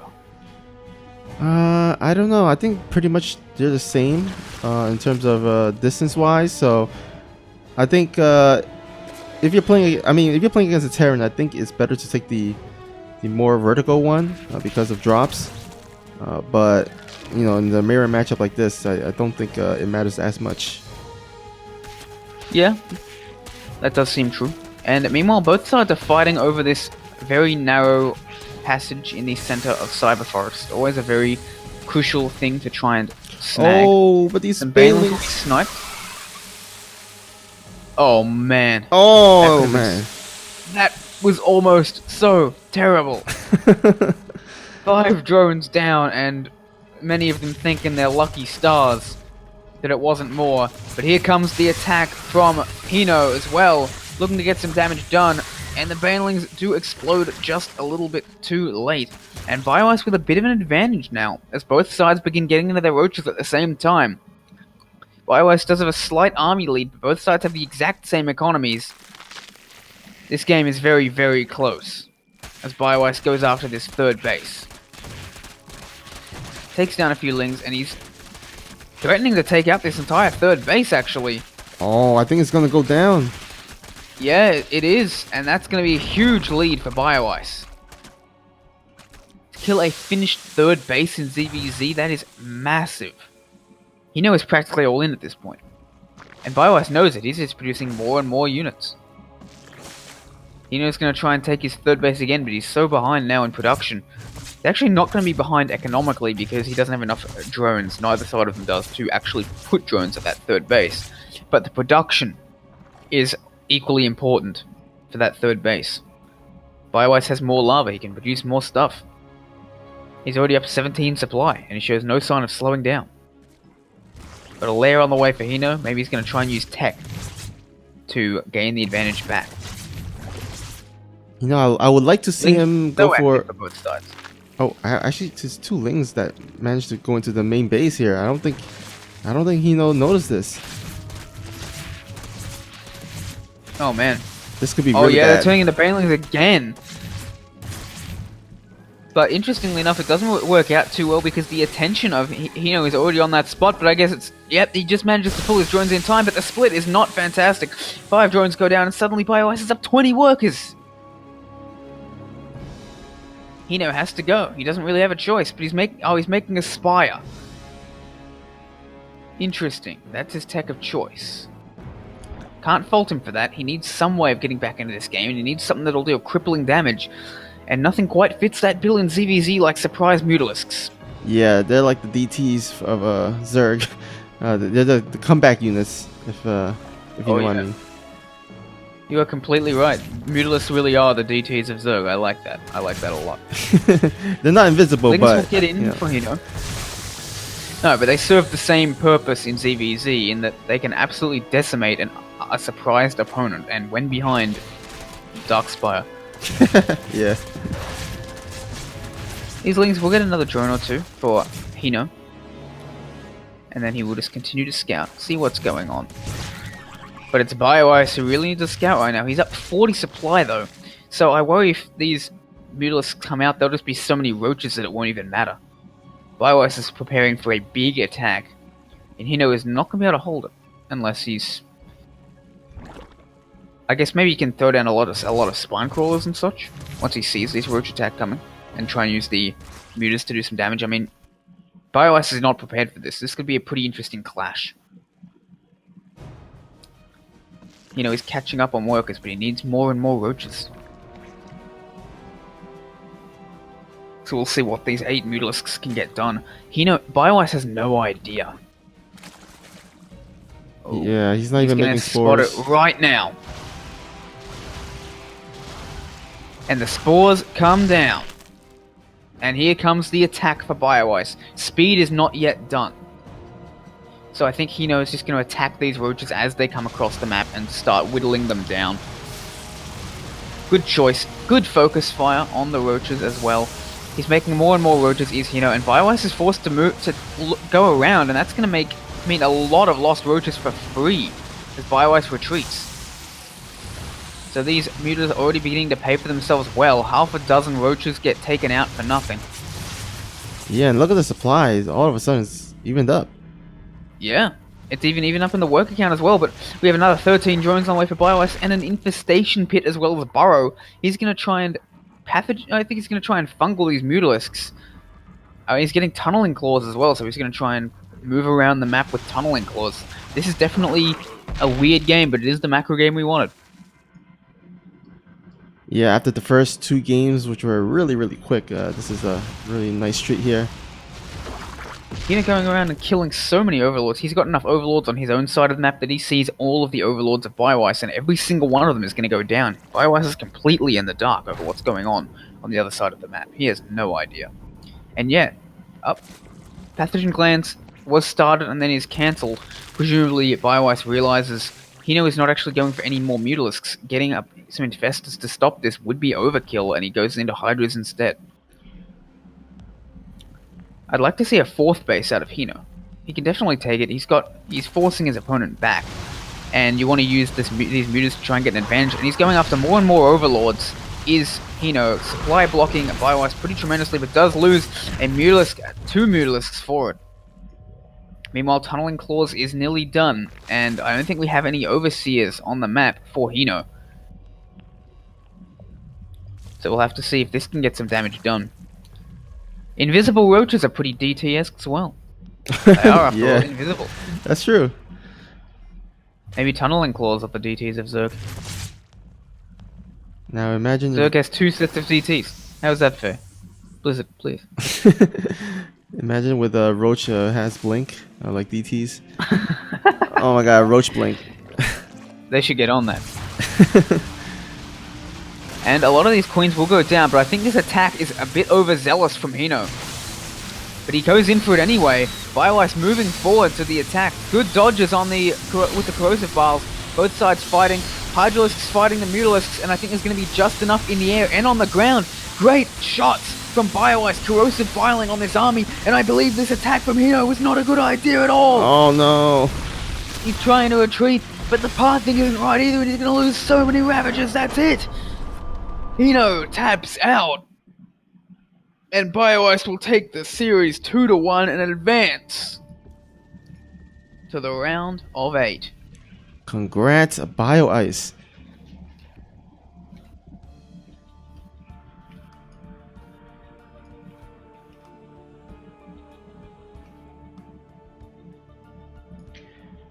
All right. Thank you, Cuckoo, for the follow. Appreciate the follow. We are about to head into our 4th set, which will be our losers versus losers match. Uzi Koti and Kingslayer. Yeah, and then Hino will face the winner, so we could end up with a rematch on our hands for match number 5.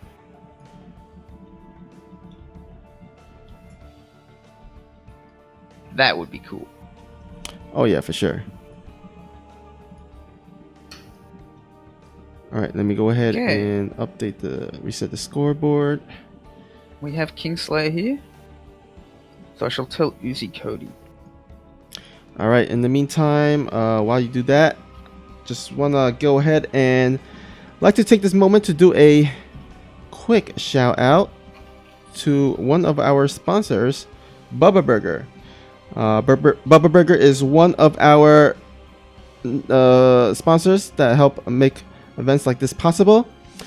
They're the #1 branded frozen burger in the United States. They have a bunch of different varieties that you can try out, as well as any future new additions that they have. They are available in stores such as Walmart and Target. So if you like to get yourself a bunch of burgers to maybe barbecue, or you have a party, or just if you like burgers in general, you can grab yourself some Bubba Burgers. Alrighty there. Yeah, I was surprised at how many different varieties they actually have. Yeah, they have quite a few.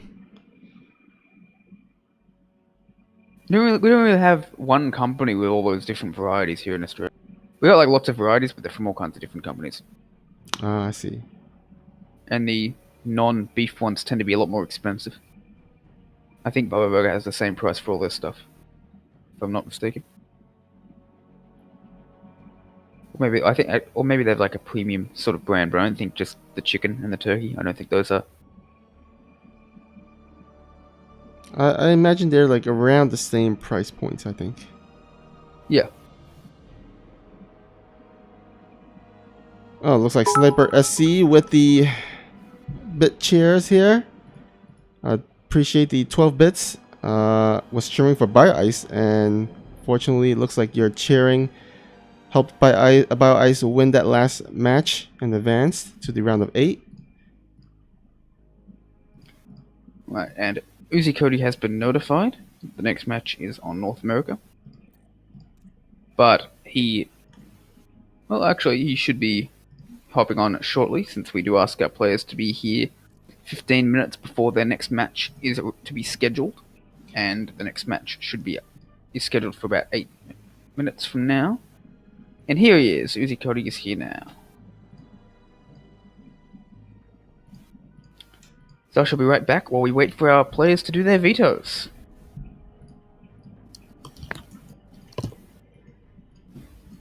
Alright. So let's see what they do veto here. Again, thank you all for tuning in. This is the Alpha X Champions Cup. We host the Champions Cup every Saturday at 4 p.m. Eastern Time. We're currently in the round of 16 and doing Group B. Let's go ahead and take a look at the Wikipedia page. Again, as you can see, back last week we had our Group A stage, and it looks like Art and Burning advanced to the round of 8. Art will be in Group A and Burning will be in Group B. And we're currently doing Group B currently for the round of 16, and BioIce did advance, so again, congrats to him. And then we'll see who out of the remaining 3 advances to the next stage here.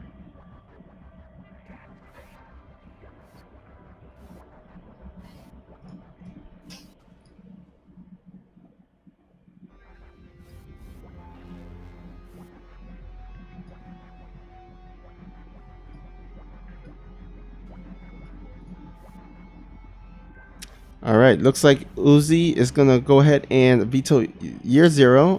Kingslayer will veto New Repugnancy, and second veto for Uzi is Alexander. Poor Alexander. Kingslayer will veto Cyber Forest. Okay, looks like Kairos is first. Am I writing these rules wrong? Because no one seems to remember it, the loser's pick. I feel like I'm making some sort of mistake. I'll have to mull that one over. Alright, I guess we'll just... Anyway, Kairos is first. Yep. I think it might be best to just change the rules so that it's a regular thing in the best of 3s.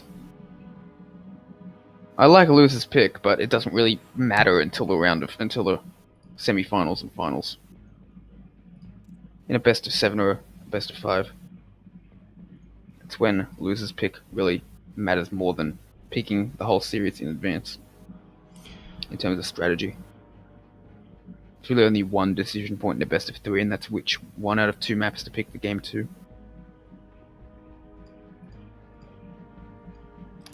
Alright, let's see how this first game goes. Kingslayer is ready. Uzi is ready. And here we go. Let's get started.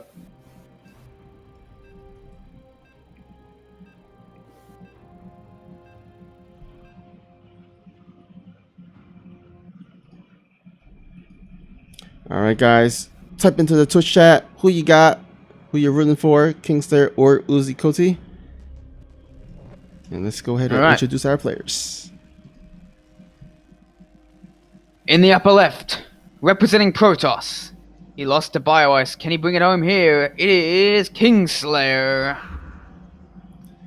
And in this bottom right, we have our Terran player. It is Uzi Koti. Definitely will be an uphill battle for our friend Kingslayer, but it was an uphill battle for Hino too, and he did win it.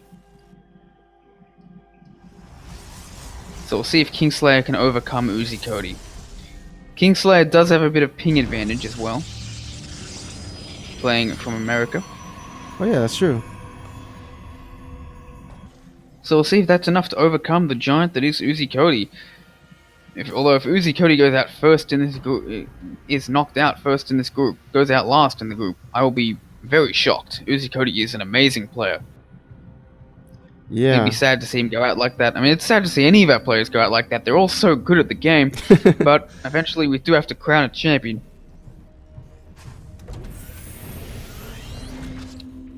Relatively standard openings from both sides so far. Kingslayer being annoying with that first probe, as is his wont. And we are... Oh, it looks like we're going to see a cybernetics core before the expansion for Kingslayer. Interesting. Which is an interesting choice. It is not a super uncommon choice. It is there, and Kingslayer doesn't even try to deny this CC, actually. Just backs away. I wonder if he's going to build a pylon for something.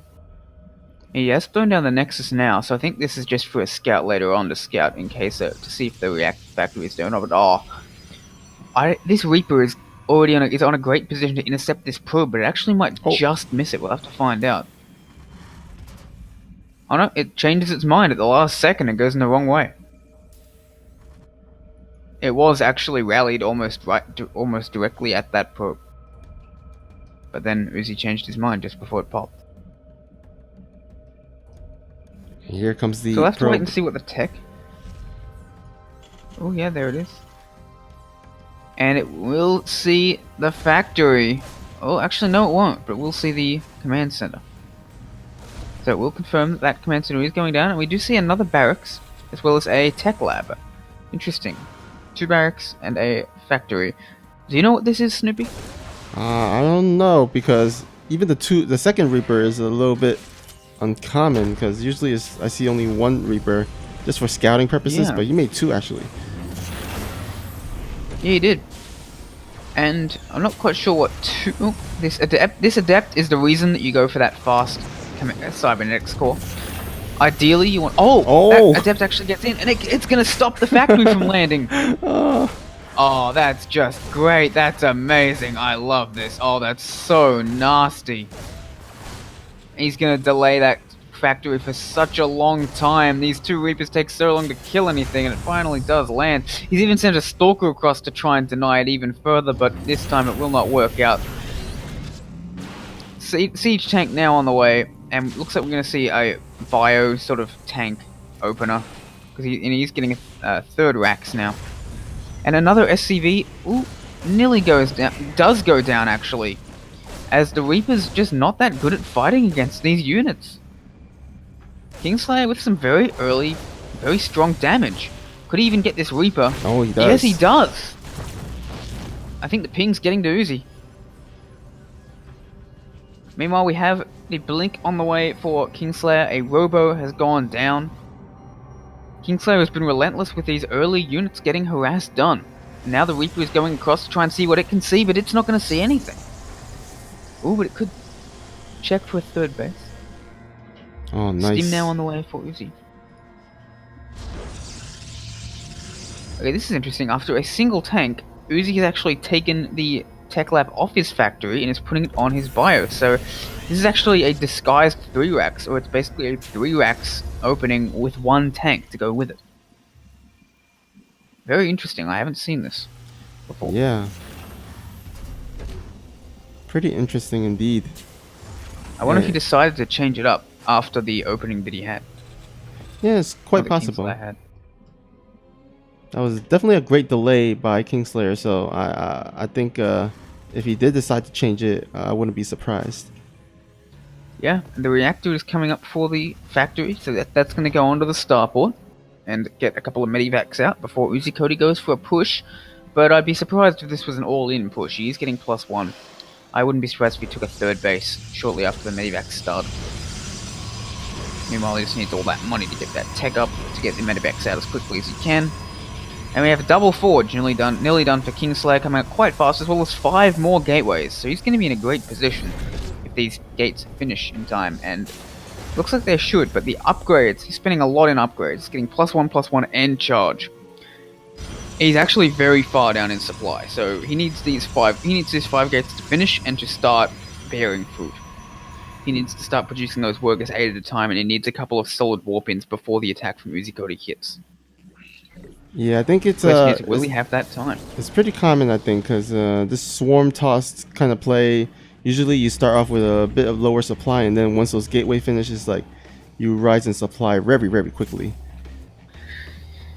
Yeah, but the attack is on the way, and we do have blink for these stalkers, so that's good. I think he wants to slow this down as much as possible to wait for charge to finish, because that charge is definitely going to help against this attack. Oh, yeah.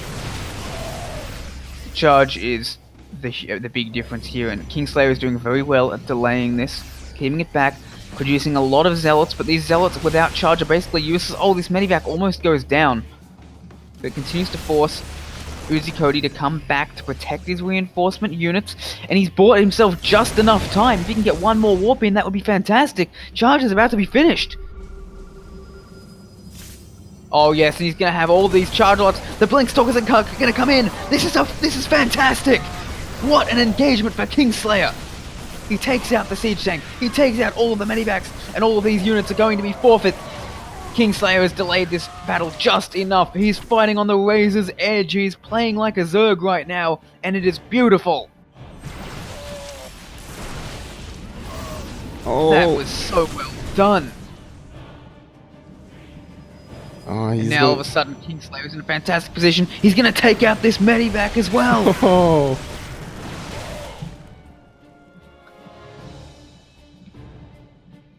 Wow, that was so well delayed. It took Uzi Cody so long to move across the map. I was very worried for Kingslayer, but he had everything timed out perfectly.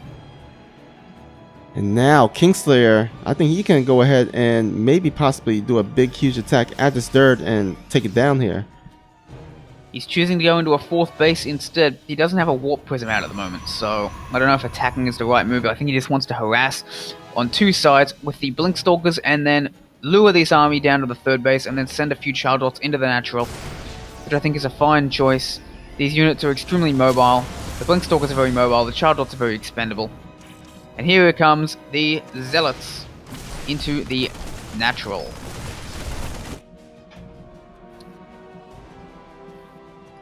Make some more Child Dots to be safe against this bio. Oh, he needs to send this bio back actually, or else it could get caught out. And the Child Dots will trade reasonably well. 7 SCVs down from that entire play. Very nice from Kingslayer. He's playing extremely well right now. Yep, he's got his 4th base running. He's got his prism out for any future harasses. I would like to see him to start adding a Templar Archive, because he doesn't really have as much splash damage units in his army right now. I think he's... Yeah, that or Colossi, both are solid moves, but it looks like with only 3 gases, I think Kingslayer wants to live or die on this star for a little bit longer. He's making more gates.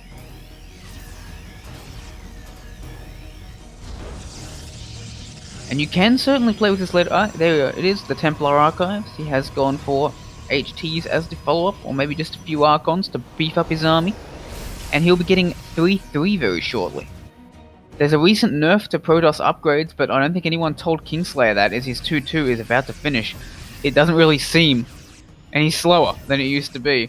There are a few Widow Mines in this army, which could be actually a lot of Widow Mines in this army, all clumped up. That could be very good for Uzi Cody. Some good force fields, though, would go a long way, but he does not have those strong force fields. So Uzi Cody is just going to try and chew away at this army from afar, and using these Widow Mines as an incentive to stop the Child Dots all from coming in. Oh, and a Doom Drop is coming on the way, but Kingslayer sees it with his Observer. What will his response be as Storm is produced? He's going to recall a bunch of his Zealots and Stalkers to his main. Good choice. But he's not going for the main. Uzi Cody is going for the natural, and he's already... Oh wow, he's already unloaded all of these units. That is so many units for Uzi Cody. Will there be enough in both sides to defend? He sends almost all of his army back. He has to. And now here come the Widow Mines. They're just going to rush right into the mineral line of the 4th base and start killing so many workers. 11 workers down. Oh, the warp in. That's not a good idea. A lot of the Zealots do get taken out. And the Uzi Cody is continuing to be annoying. He's taken out 24 workers. But in the meantime, some Zealots are forced to the evacuation of the 3rd base as well. And now they're going to the 3rd base. There's action going on all over the map. Oh my god. Uzi Cody is going to lose one of his medivacs. Looks like no, he keeps it alive. In the meantime, he forces an evacuation from the 3rd base to head into the natural. The SCVs are ping-ponging around. They're homeless. They're couch surfing. They don't know where to go. 1 out of 5 for this Airbnb would not visit again. Too many Zealots, too many Stalkers. And it looks like in the end, Kingslayer, look at the supply. He has a huge advantage from this.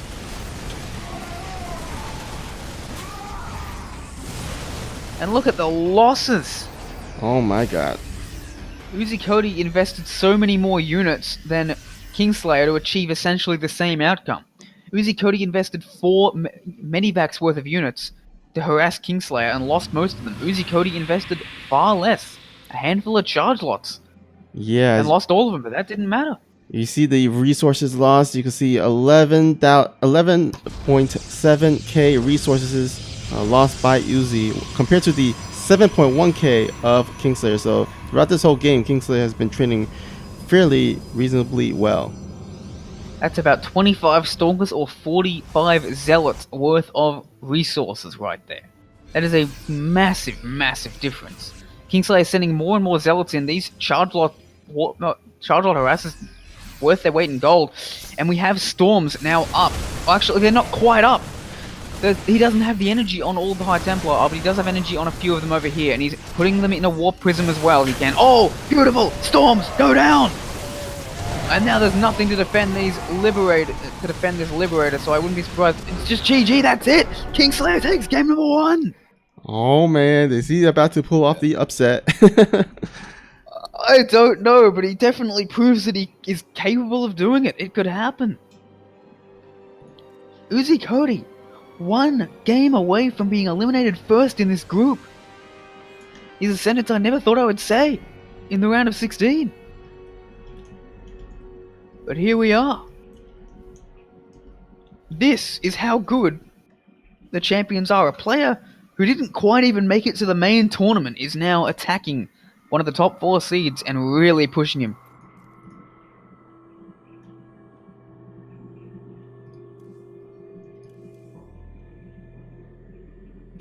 Alright, Oh man. I'm guessing Automaton will be the next map choice.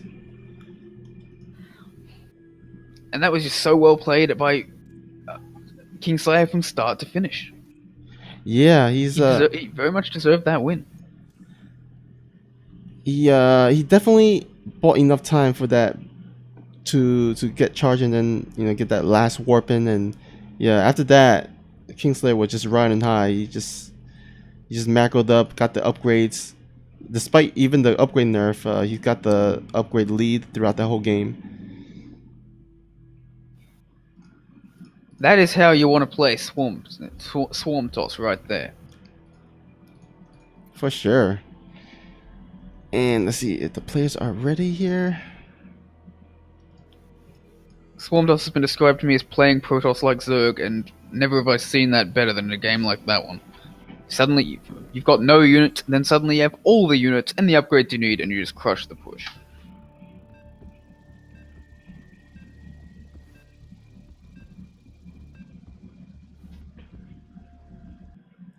Alright, Sniper SE in the chat cheering for Kingslayer. It looks like every player that Sniper SE has rooted for today has done really well. That's the secret. Sniper has some sort of dark powers. In the bottom left, 1 game away from elimination. Can he overcome both Kingslayer and Sniper's Witchcraft? It is Uzi Cody. And in the top right, he is the pink Protoss player. He is Zest #1 fan. He is Kingslayer. If a Warlock casts a spell, is it called Warlock Craft or Witchcraft?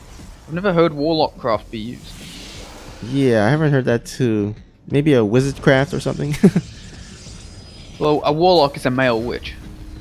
Oh, okay. A wizard is like different. Oh, okay. In some way. Not sure exactly how. I think there are people who believe in witches. Like Wiccan is an actual practice, whereas no one actually practices wizardry.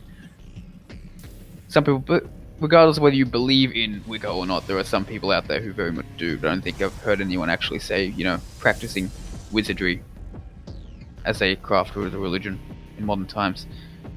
So I think wizards are more firmly in the realm of fantasy. That's good to know.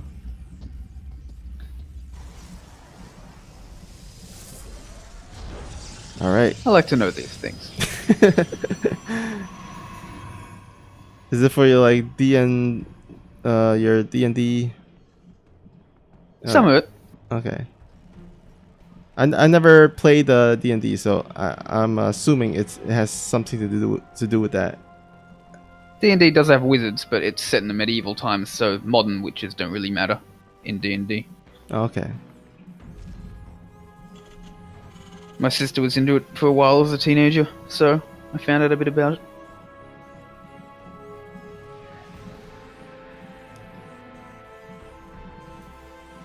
All right, so it looks like both players gonna go ahead and open up pretty standard here. Nothing too crazy, no shenanigans happen, no proxies.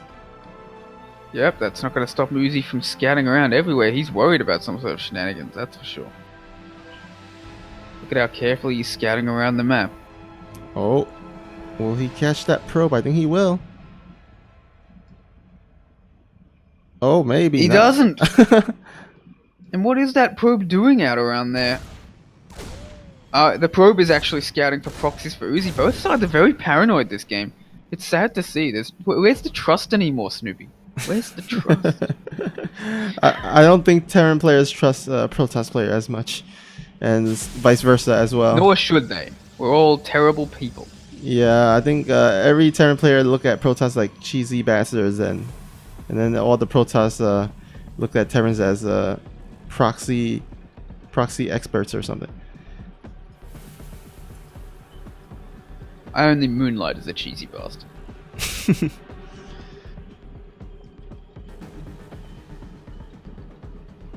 Alright, looks like Jay Skippy in the chat rooting for Uzi. He's definitely going to need your support because he's down 0-1 and one game away from actually getting eliminated from the tournament.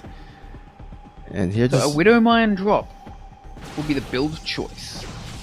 Sorry, you weren't finished. Oh no, it's okay. What were you saying? Nothing much. Reaper does try to poke in into the natural, but will be thwarted off by the two stalkers. And now it looks like we have some drop from both players as Kingslayer has a War Prism looking to head over to Uzi's base here. This could be very, very bad for either player depending on which one gets scouted. It looks like Kingslayer is not going to see this. I don't know who this is going to be good for. The stalkers are spotted. There's basically nothing at home to defend for Uzi, but at the same time, the bases of Kingslayer are going to be defenseless against the Widow Mines. This could turn into a very nasty game real fast. Oh boy. Let's get ready. I'm going to start having to talk very fast. One of the stalkers does get sniped, but so does the Widow Mine. The bunker is holding for now. Meanwhile, Zealots are in the main base. While in the meantime, here come the Widow Mines. They're attacking the main base of Kingslayer. Let's see how many probes they take down. There are a total of 7 probes already down. 9. Even more are going down, but 5 SCVs already down, and now a total of 8. And in the meantime, this seems to be working a lot better for Kingslayer than it is for Uzi. The Widow Mines are sort of one and done. Whereas these Adepts and Stalkers are continuing to get more and more damage done. There's 4 Widow Mines here for Uzi, but they're all in the same spot and they're not defending. Here come the Adepts. They're attacking the natural. But in the meantime, these Widow Mines are nearly done and ready to burrow again. I'd like to see them hit the natural. More and more damage being done. 12 SCVs are down, but the SCVs are forced to fight against the Adepts, which they do. But the Stalkers, they're actually almost taking out this main base. It's got like 300 hit points left. But here come the Widow Mines again, taking in another 6 probes. But I think the Kingslayer has got this in the end. He's taken out an entire base with just 3 Stalkers. Oh my god. What are we seeing? What is this game? 2 of the Widow Mines will escape. I don't think the Medivac makes it out though. But there's 5 Stalkers there in the main base. But here come the Widow Mines shots. Oh. No, where are they? Oh, no, the Widow Mines have evacuated. They're heading towards the main base. This is a scorched earth policy here. Uzi Cody's decided he can't win this fight straight up and he's just going to attack and try and kill every work. 8 SCVs down as they try and retreat from the natural, but here come even more Widow Mines. This Medivac is so low. In the meantime, everything in the main is being killed by 5 Stalkers and the Widow Mine drop is killed for Uzi Cody before it unloads. It is 30 SCVs to 27 works, but it's essentially 1 base to 1. And these Stalkers are not going to get pinned down because there's a War Prism here. Ah, that the beautiful second command center is nearly done for Uzi though. Both sides are trying to recover and I think they will. This game will normalize and it actually seems like it's turning into a pretty even game. But I still think Kingslayer is ahead because he's taken out so much of the infrastructure of Uzi. Even this factory is going to go down as well. And he's still on the other side of the map. He's still taking out so many units. Good Widow Mine connection from Uzi on those Stalkers. And a lot of these Stalkers are so weak and they are going to start going down, and I think finally Kingslayer will be thrown out of Uzi Cody's base.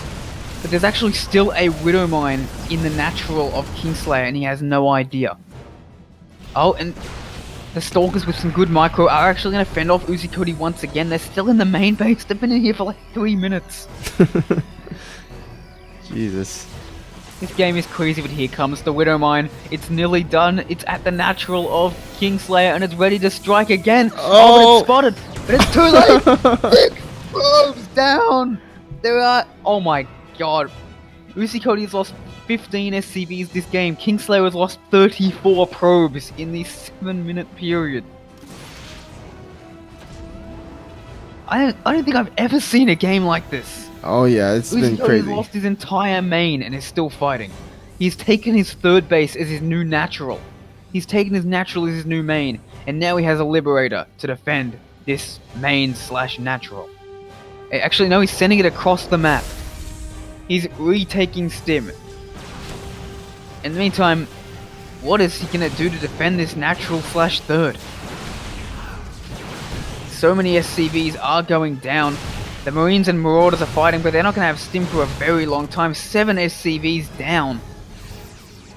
But now we'll see if it can seesaw back in his favor. Uzi Cody, oh, he decides no, he's gonna send his Liberator home to defend. No, he's changed his mind again. He does not know exactly what he wants to do. Now that he's taken out all these Stalkers, he's decided to send the Liberator to the main base, and there's nothing to defend. There's nothing at home for Kingslayer at all. Oh no. Oh, but the Liberator at the main base of Kingslayer taking down additional probes here. No movement. Yeah, exactly, but at the same time he has to evacuate the natural because all of the units, there's nothing at home to defend against the Liberator, but that's because they're all over here dealing damage. This is a kamikaze style from both sides. Oh, and he's gonna take the Stim once again. Oh man, Stim is never gonna finish this game. Yeah, I don't see it finishing anytime soon. A few Stalkers warping in to attack this Liberator. 9 probes went down to that Liberator, by the way. So a total of 43 probes lost this game, but Kingslayer just keeps making more and more probes. It's 9.5 minutes and he doesn't have a third base, but he's still ahead economically of Uzi Cody.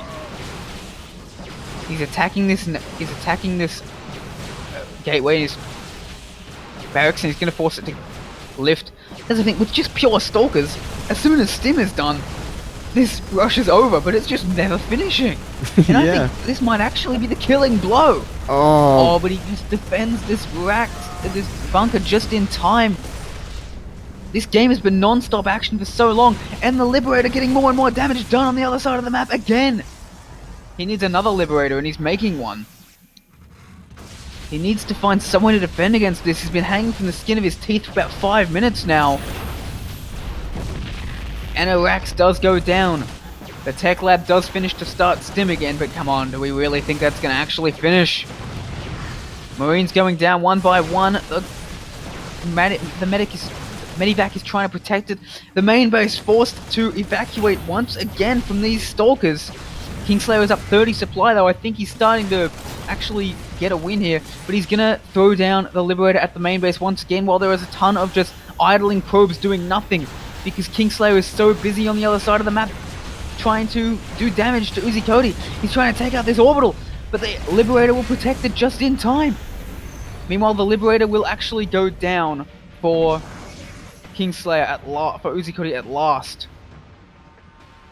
And he's retreated. Kingslayer has retreated, and finally this game is beginning to normalize. Oh my god. Okay, let's take stock. We were 11 minutes in and we're going to completely ignore the timer. It means nothing. Yeah. Kingslayer has 3 gates in a robo. He has no upgrades, he has no Twilight. He has 43 probes. He's probably going to look to take a third soon. Uzi Cody has 2 bases, and he has 33 probes. He has +1 and he has Stim on the way. I think Kingslayer is ahead, but this game is actually far from over. Somehow, some way, this game has turned roughly even, with a slight advantage for Kingslayer after all of that. I love this tournament. Oh, these 2 Liberators not quite getting the coverage they want, as a couple of SCVs will go down. These Liberators are practically all that Uzi Cody has. Yeah, so he pretty needs much to position them correctly. Oh no! Actually, he gets one snipe. Yeah, one of the Liberators does go down. The repair just isn't good enough. The positioning isn't quite there. One Marauder comes down, the bio is coming down, but that is a brilliant pick-off from Kingslayer. Those two Liberators were really the cornerstone of the defense. Oh my god. Stim is nearly done though, 12.5 minutes into the game, as the third base also starts for Kingslayer. Oh, but here comes the Warp Prism. It's somehow gotten into the natural, and it's getting 4 SCVs done. So much damage being done on both sides all the time. Yeah, Kingslayer as pulling the him. third base is under attack now as well. But Stim is now finished, and it will finally send these Stalkers packing. As Blink is still a while away. Getting the Stim at 13 minutes into the game is still faster than the Blink of Kingslayer. And Uzi is caught up in supply, but he's behind economically now. So he needs to get some damage done. I think he should just go for a basic 2-many back push, the kind that you normally see about 6 minutes in. Yeah. I mean, right now Kingslayer he's only working off gateway units, and he also is down to upgrade. Uzi has a +1 upgrade on his Bio Army, so that's gonna definitely help in the engagements. Yeah, and there's no matter how much he delays with Blink, there's no way Charge is going to be finished in time if Uzi Cody moves out. Hasn't even started Charge. He's going to start +1/+1 in Charge, but this time I think the story could end up very much different. But Uzi Cody has to go soon. There's no way he's going to win a long game. And I think he knows that. He's not taking a third command center. He's just waiting for that observer to be killed, and now he's going to go for it, I think. And he does. Yeah. He's going to have concussive shells, he might have combat shields in time, and this could be very nasty for Kingslayer. He's not going to have Charge. He's not going to have 1/1. This is a very different story than the last game. Not just because of how it opened.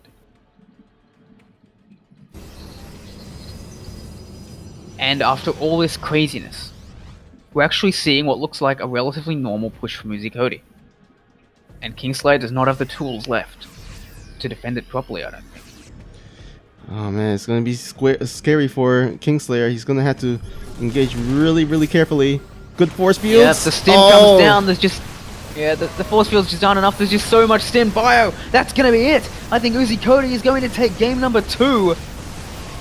Well earned, well played from both sides, and we will see a game number 3 from these guys. Are you not entertained? I surely am. Oh man. And that's it for Kingslayer in game number 2. It's just too many units. GG, and after one of the craziest games I've ever seen in my life. Uzi Cody takes it, and we're gonna go into a game number 3. Oh my goodness. What a game. We're not going to see the likes of that again for a very long time. So much back and forth action for so long too. I say that, but we've seen games of this caliber 2 or 3 times this tournament so far. I think last week I called one of the games Game of the Tournament, and you were like, the tournament's barely started, and I said, you're right, and well, you were right. That game may have been even better.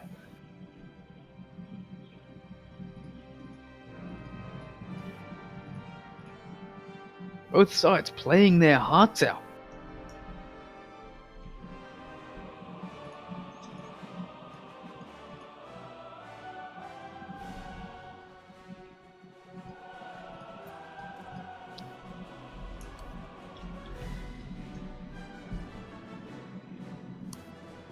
Kingslayer is ready. Let's see if Uzi's ready.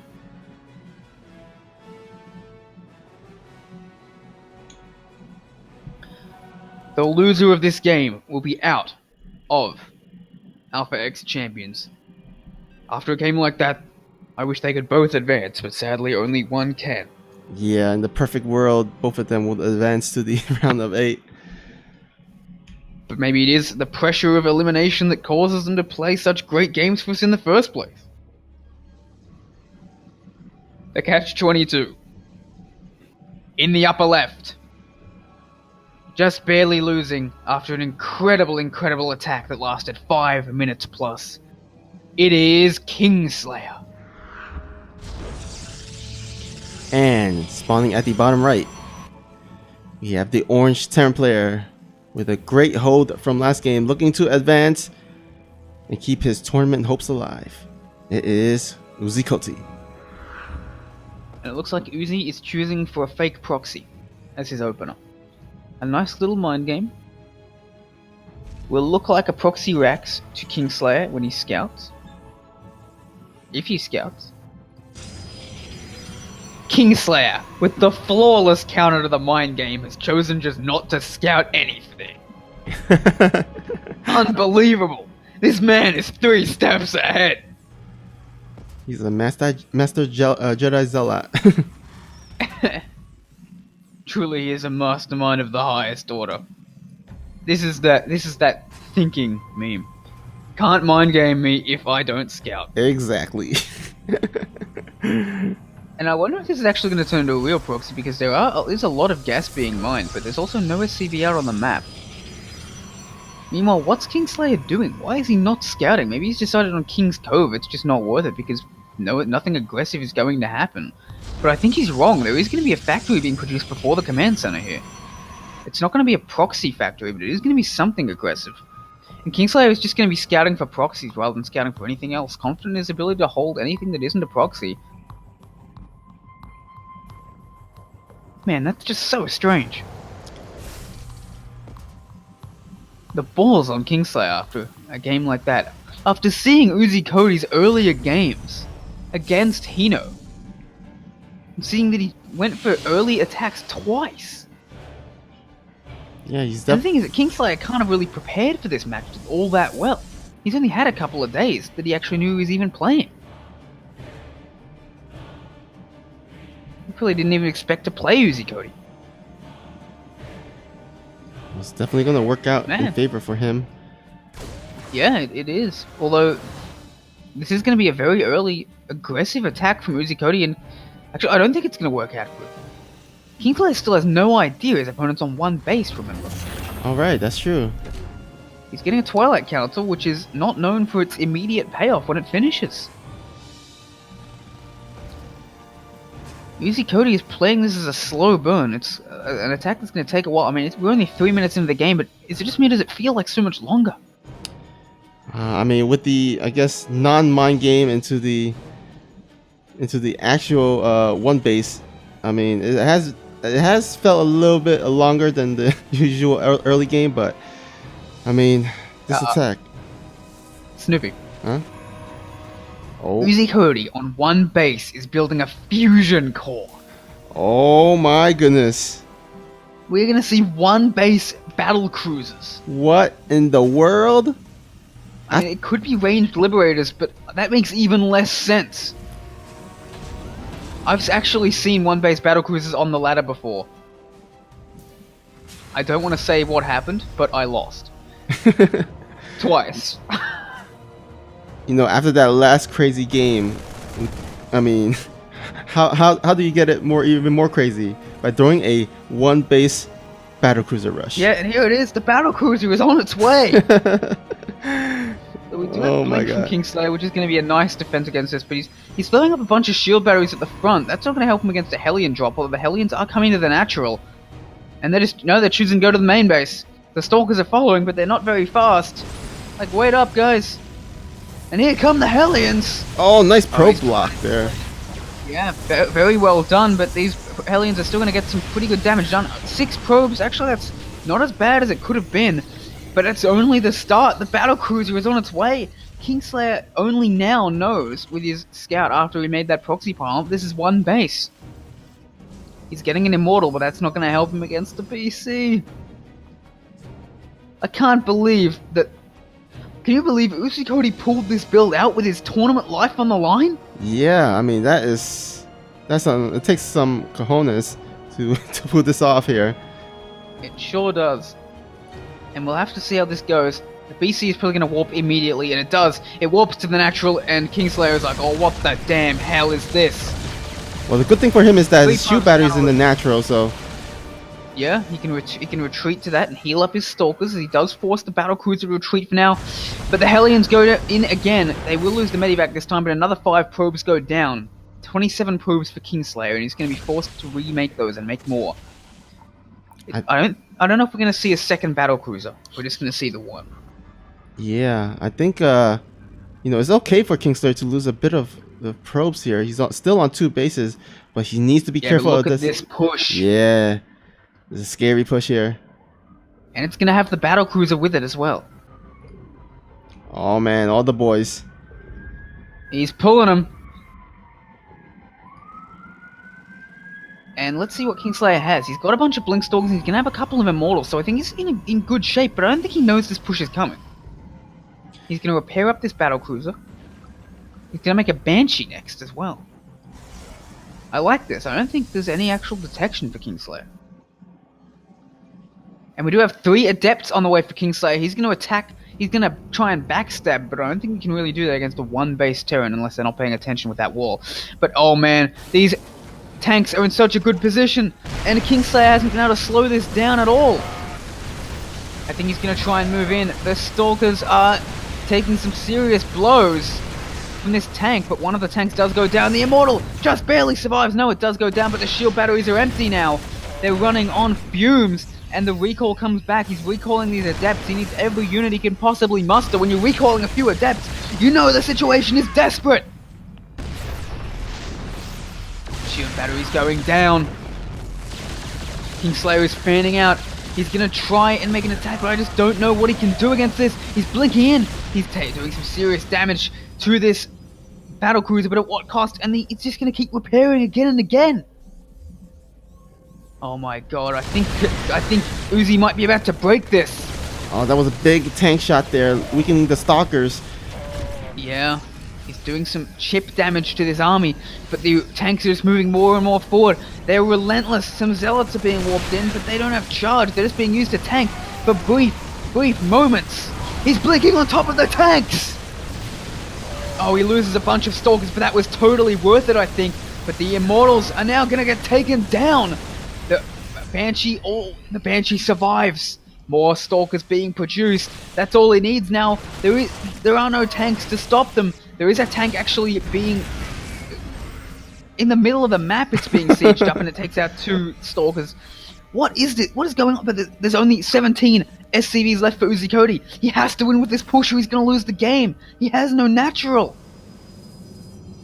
All Kingslayer has to do is hold. All Uzi Cody has to do is push forward. He's making as many Stalkers and Immortals as he can. Oh, this is so close.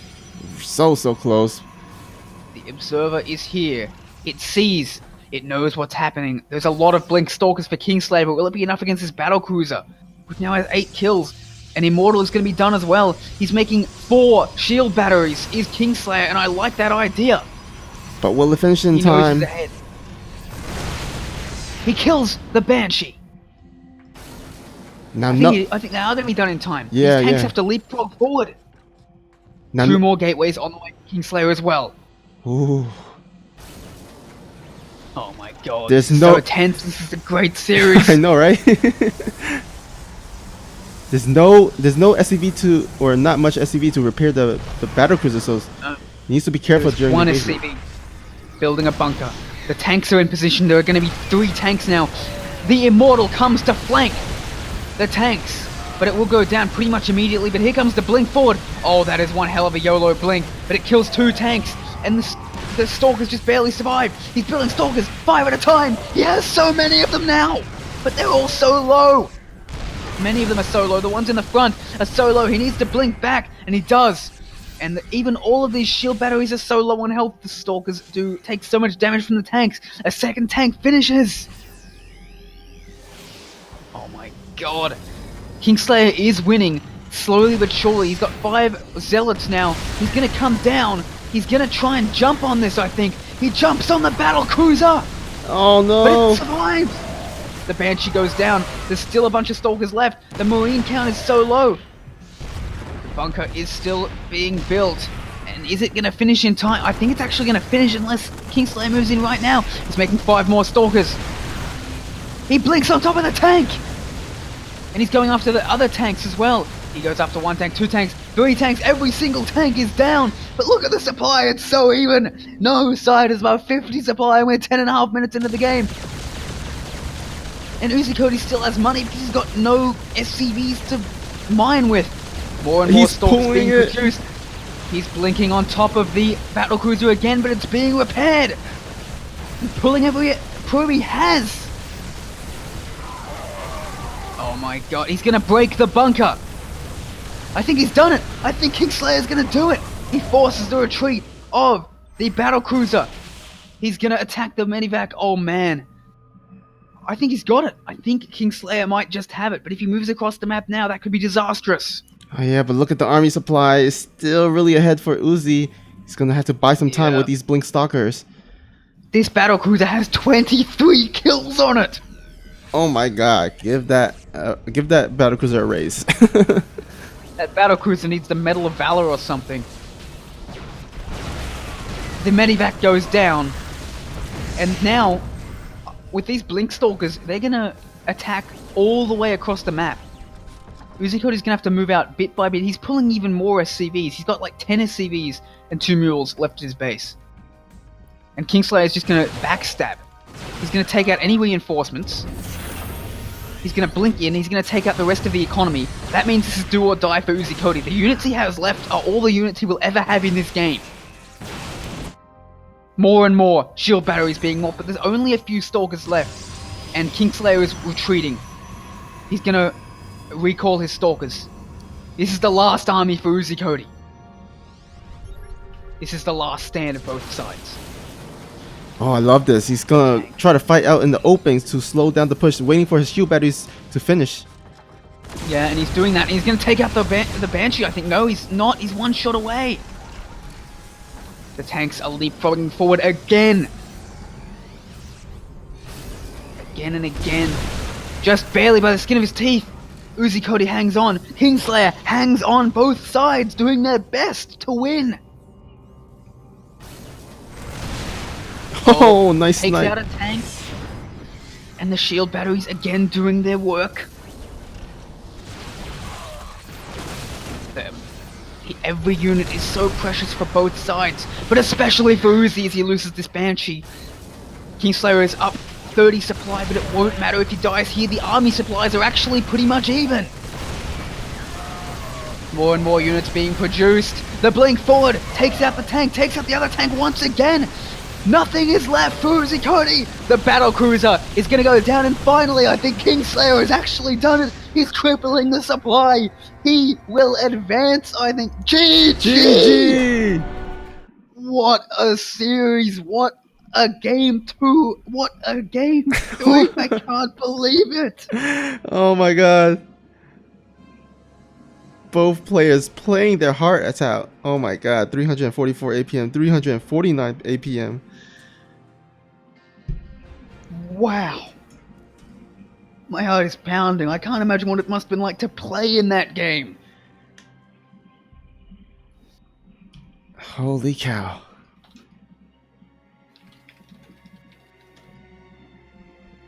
And Kingslayer will pull off an upset and keeps his tournament hopes alive. Unfortunately for Uzi, he is out of the tournament, which is crazy. That just shows you how stacked and amazing all the players are in this tournament.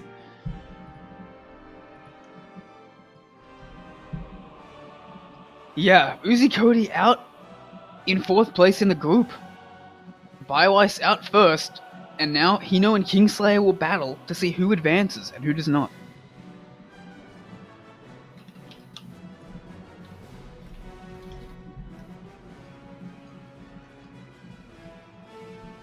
I think we're both just speechless after that. Yeah. Oh man. Quick reminder, none of these incredible off-the-charts games would be made possible if it weren't for our sponsor, 24 Hour Fitness. Over 400 locations in the US. Tons of amenities. They've got personal trainers. What other amenities do they have? Snoopy, I believe you had a list of things they had. Yeah, they're equipped with weights, cardio machines, studio classes, and awesome personal trainers as well. And the gym membership is only $30 a month, which is an extremely good deal. Yep, and you can even try them for 7 days for free. Oh wow, 7 days? That's a great deal. They're in the offer. Generally on the offer 3 days here. 7 days is even better. Yep, and we actually have a 30-second commercial from 24 Hour Fitness. So we'll be right back as soon as this commercial is done. Time is now, place is here to rest. Feeling the hose of my soul. I see, I like, I go, I get. No one can hold me back. I see, I like, I go, I get. Go, I get, go, I get, go, I get now. Go, I get, go, I get, go, I get now.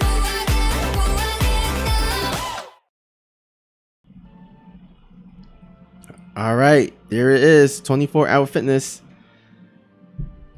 Thank you for being one of our sponsors and also providing a great platform for everyone to get their fitness in. All right, guys, we are headed into our last set of the group stage of Group B. It is going to be Hino versus Kingslayer, and we shall get that started as soon as the map videos are done. And while that is happening, just want to go ahead and give a bit of a shout out. Sniper SC with a bunch of bits here, 12 bits, 5 bits by Xenodactyl as well, cheering on the players. I appreciate all the donations of the bits, and also thank you to Blackcard23 for the follow. Thank you, thank you.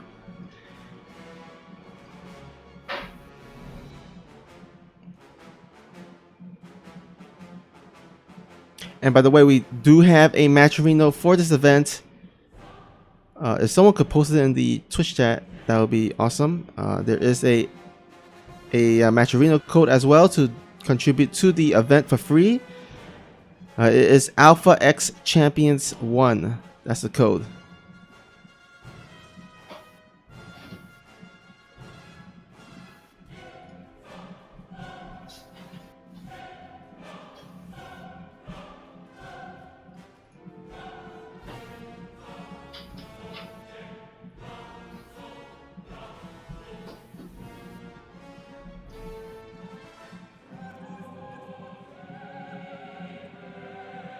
Alright, looks like we have a bit of confusion on the map choice on who picks first. I guess we'll just wait for...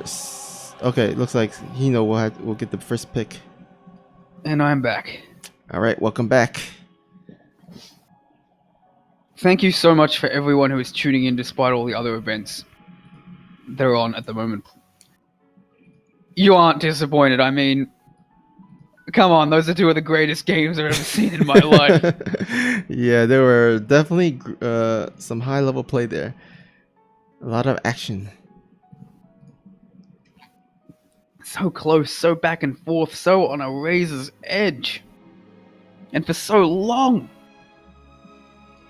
You just don't see that very often. Definitely. I think Uzi had like 4 pushes in that last game and pulled SCVs with like 3 of them. It seemed like a million pushes. And that battlecruiser had, over 20, at least 23 kills by the end of that. I'd say it paid for itself. Oh yeah. Oh wait. Marine tank battlecruiser.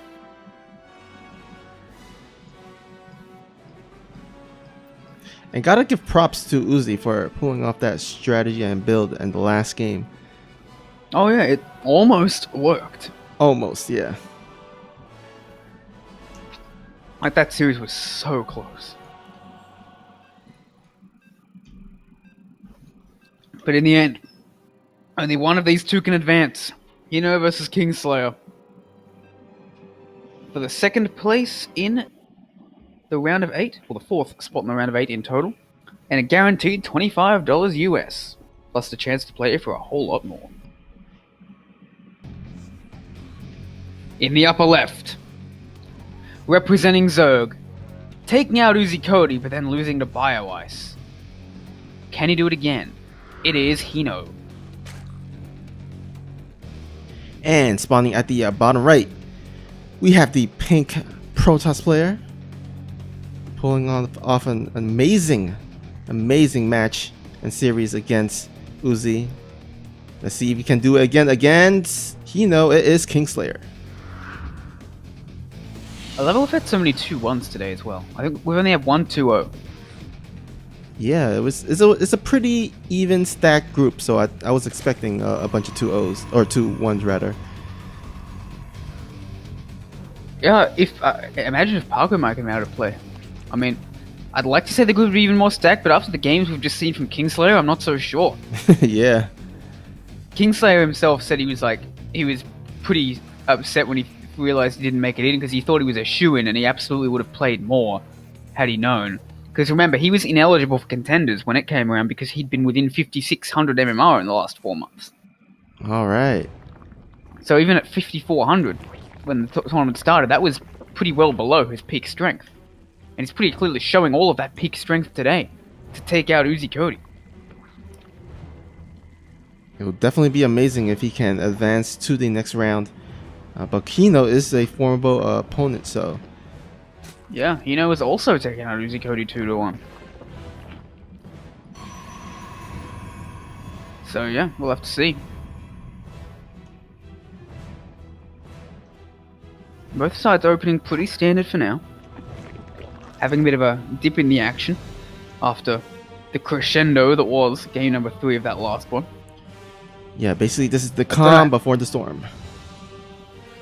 I don't know if we're gonna ever top that. Like, I kind of don't want us to because I'm afraid for my safety. If that happens, levels of hype may literally cause my heart to explode. Yeah, if it gets any more exciting than that. I'll be afraid for your heart and my heart. We may literally die. It'll be like Salvant Snoopy, cause of death. Too good of a match. Cause of death, the hype. Thank you, Nemesis, for the 5 bits with the heart. I'm glad you love this series so far. On the plus side, we'll be immortalized in a tasteful advertisement. Ah, yes. Parents, please talk to your kids about hype before someone else does. In memoriam, Snoopy and Salamander, 2019. It'll be the Salupi Foundation. I have instructions for Sushi to create it on the event of my death. Ah, perfect.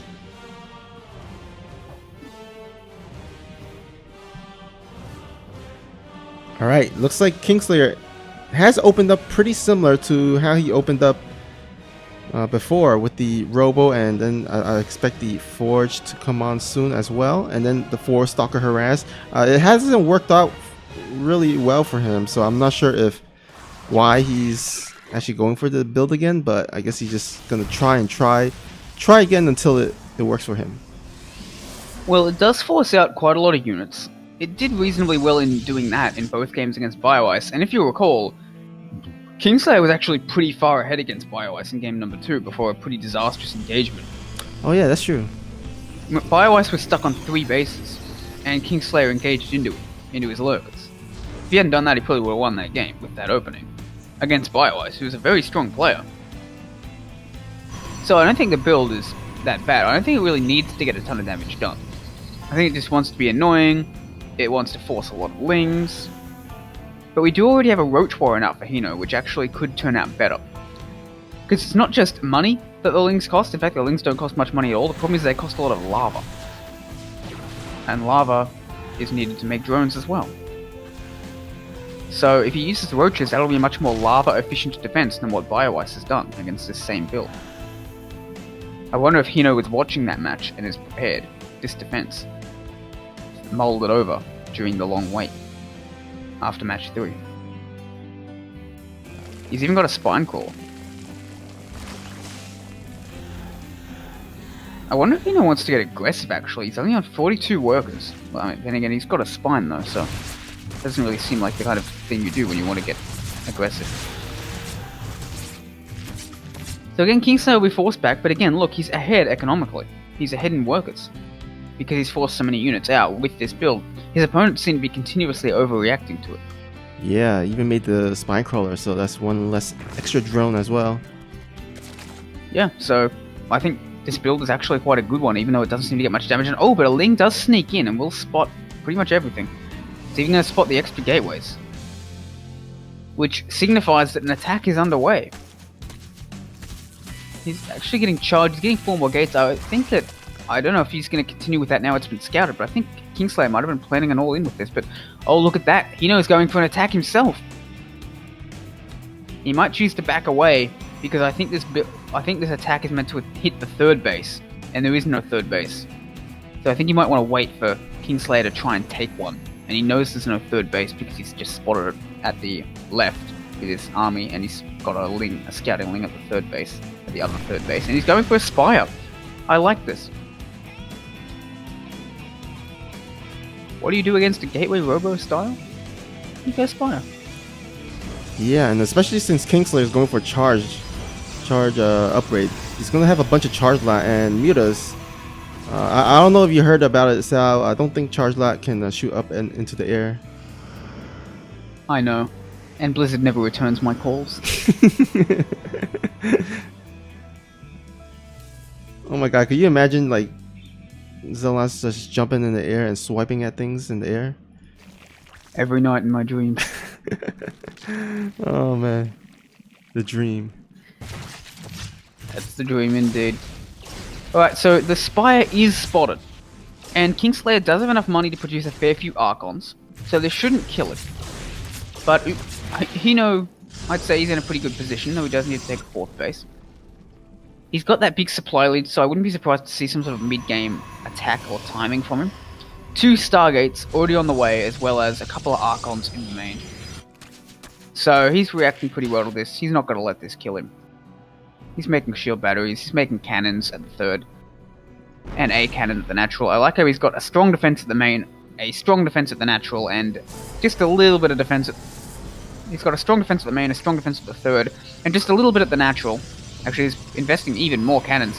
That's actually a huge commitment. I think Hino only made a few mutas, so this is actually a pretty good investment for him, considering the amount of money that Kingslayer had to invest in stopping it.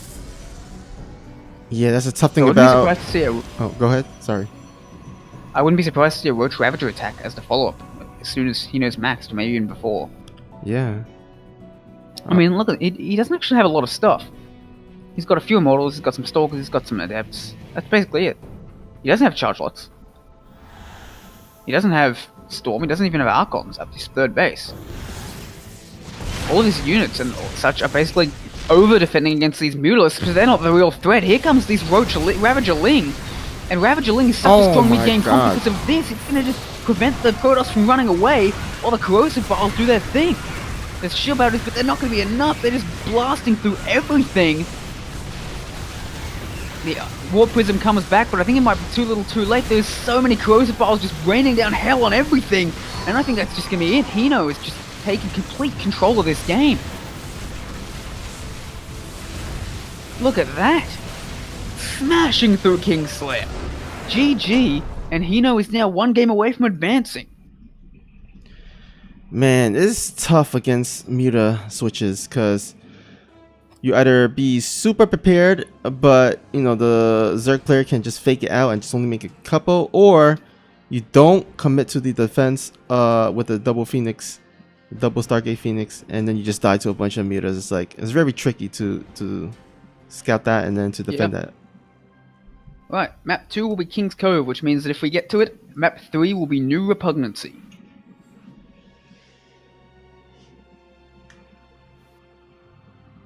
King's Cove a very defensive map for Protoss, so clearly Kingslayer is like, okay, alright, you killed me with an attack there. I think I can win in the late game. Let's play on King's Cove.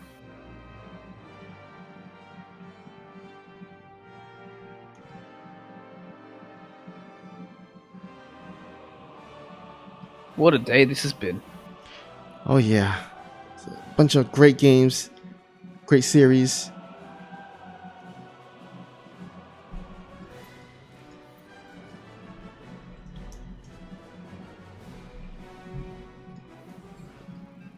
And here we go. Potentially our last game of the night.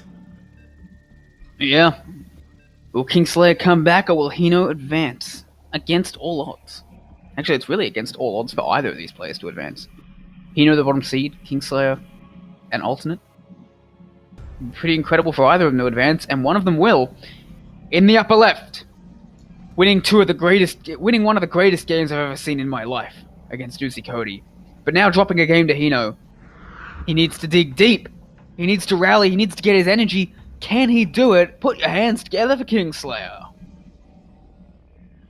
And at the bottom right, it is the green Zerg player, up 1-0, looking to close it out and advance to the round of 8. It is Hino. We'll have to see what both sides do now. I wonder if Kingslayer will go for the same build again. I think it wouldn't be a bad idea, but I don't know. Against this Roach sort of defense seems a lot better for Hino. Kingslayer's third was very delayed. Hino had a lot of units to punish it if it tried to go up too soon. He didn't try and defend with just Lings and thus force essentially 10 lava to be spent on the defense. It'll be interesting to see if Kingslayer wants to do the same thing again. It's also worth remembering Kingslayer did not have the same amount of time to prepare for this as everyone else. That's true. He's only known for a couple of days. Everyone else knew this group was coming for a couple of weeks, which just makes his performance thus far all the more impressive. Not that he could have prepared for one base battlecruiser or a game like Game 2 if he'd tried. Those are the kind of games that when they come along like one game in 1,000 or something. No. Maybe not the one base battlecruiser, but a game that close. We saw 2 miracles. 2 miraculous games.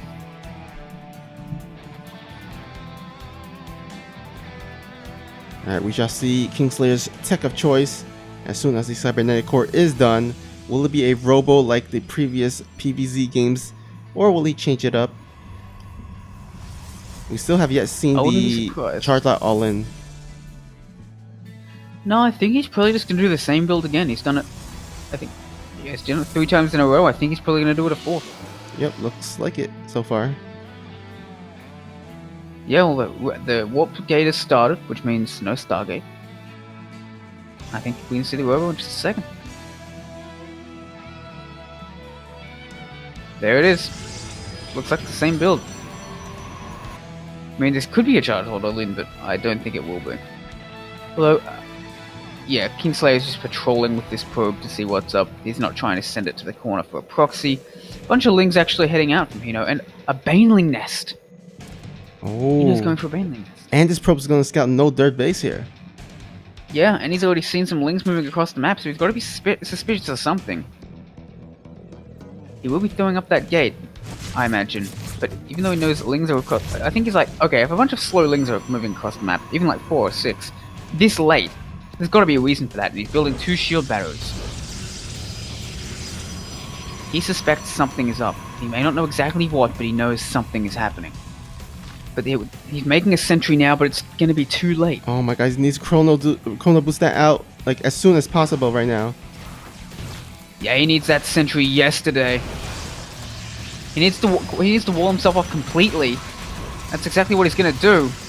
Actually, I don't know. Yep, now the wall is tight. But these buildings are not going to finish in time.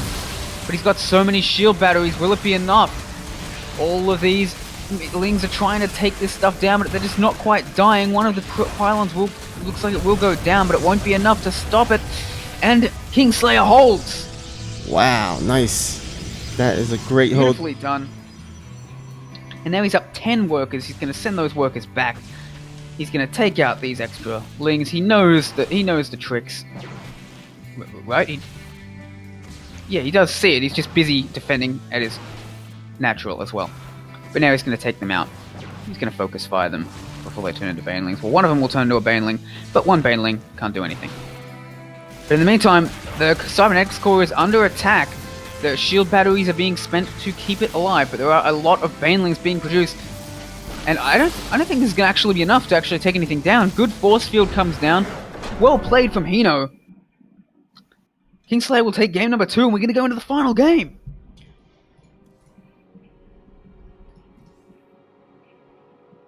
Oh man.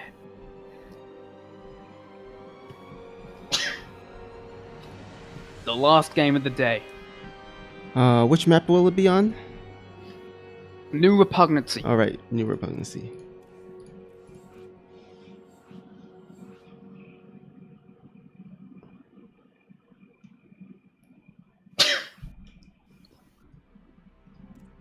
Oops, sorry. Can't believe we're gonna have 4 2-1s today. Only a single 2-0. Yeah. Such a close group. So hard fought from both sides. From all sides. And now one of these 2 underdogs will advance to the round of 8. But only one can.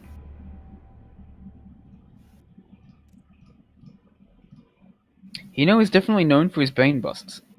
He quite liked them in Contenders.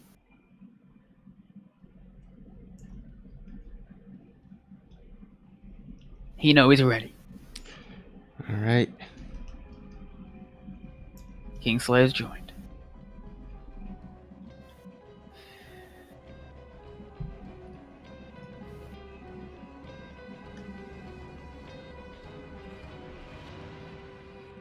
This is definitely probably the best day we've had, and we've had some great days. Yeah, so many close games and then also well-played games. Even see a Battle Cruiser rush. We've seen it all. Yeah, we got the whole gamut right here. Not to mention the matchups with a TVZ, ZVZ, PVT, PVZ. Oh yeah, it's very well balanced. We were pretty fortunate with the groups and how it all panned out. And here we go, the final game of the day. In the bottom left. Taking a win over Uzi Cody, barely losing to Bio Ice, losing with a Baneling bust. Can he bring it home? It is the Green Zerg, it is Hino! And in the top right, barely scraping the win over Uzi Cody, fighting for his life to stay in this tournament, defending once again to keep himself alive. Can he cheat death one more time? It is the Protoss, it is Kingslayer! Woo-woo! One last game to determine the victor. Yep. Of this, the second victor of this group. $25 on the line, plus the chance to fight for so much more. But only one can make it out. I can't wait to see what happens when these 2 collide. New Repugnancy see a very good map for cannon rushes, but that's not what we're going to see here. I definitely bet money that we're just going to see the same build once again, because I'm pretty sure that's what Kingslayer was going for before the Baneling bust interrupted him and forced him to go for something else. Well, it seems to be his go-to build here, so, I mean, last game, potentially, well, I guess it is the last game of the night. Your tournament hopes are on the line. I don't doubt he will probably go for that same exact build. Yeah. It is the final game. He could mix it up, but especially after a Baneling bust, I don't think he will. I think I want to say, all right, if I know you might be cheesing, I want to play the safest. Like I want to play the best build I know. I want to play the build I'm most comfortable with, so I can defend anything you might throw at me. Oh, this third base is actually gonna get denied. That's very nice. Oh, nice. I thought it was totally gonna finish in time, but not quite. The probe being annoying. I wonder if it'll throw up a pylon. No, it decides not to. It does deny it for about 10-15 seconds. Nice little bit of harass from Kingslayer. Also making sure the third does go down. So we're not going to see any early shenanigans like that from either player this time, though we could see some sort of 2-base timing from Kingslayer, but I don't think we will. I think both sides are just going to play it out. Hino did win the last time they did that, but I think this time Kingslayer will be more prepared. Remember, in Game 1, BioIce completely destroyed him, and in Game 2, Kingslayer very nearly won, with the same build, just with a few little adjustments. Yeah, he's very good at adjusting. With some great scouting as well. But Hino, on the other hand, Hino is not BioIce. Hino is a very aggressive Zerg, very decisive, has that killer instinct. Maybe he'll be able to find another timing to take out Kingslayer. BioWest didn't really go for many. I suppose he went for that Hydra Link timing, but he was not as committed to it as Hino was, and it wasn't as decisive overall. I'd say that's Hino's strength, is how much he commits to those pushes and how many units he seems to have with them. So I can't wait to see these two collide. I think it's going to be another shield against sword, like a lot of PvZs. An iconic match. So what do you think Hino is going to do this time around? Well, as soon as he scouts this Robo here, I think he's going to go ahead and predict that it's going to be the same exact build, and probably will throw down a bunch of roaches. Although he hasn't had a roach warren thrown down yet, I think he needs that pretty soon. Or actually, no, he could rely on the speedlings as he did in the previous games. No, he did rely on roaches, but he has thrown down the roach warren now. He saw it, he threw down the lair and the roach warren straight away. Okay, yeah. So it's gonna be the lair is an interesting choice though. I wonder if it's for Nidus or for Spire. I think I'm gonna guess Spire again. Yeah, with that 4th gas, I think that Spire might be a good prediction there. Yeah, I think that's just Hino's regular response to Robo openings. Just make a Spire. Yeah. And Kingslayer is actually taking a rather forward third base, which is interesting. Not really the third base you normally take, but it does have a ramp to defend against those roach type pushes. But it's also going to be a lot harder to defend Mutalisks. Although Kingslayer had no problem against the Mutalisks before, it was just that he committed too much to the defense against Mutalisks, and it was the roaches and Ravagers that got him.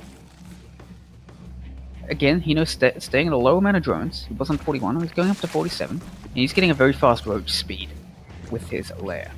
And there goes the Spire. So yeah, I think we're going to see a repeat of Game 1 in terms of the builds. We'll have to see if the result is the same, or if Kingslayer is able to make some adjustments and prevent being rolled over as he gets his Twilight counts.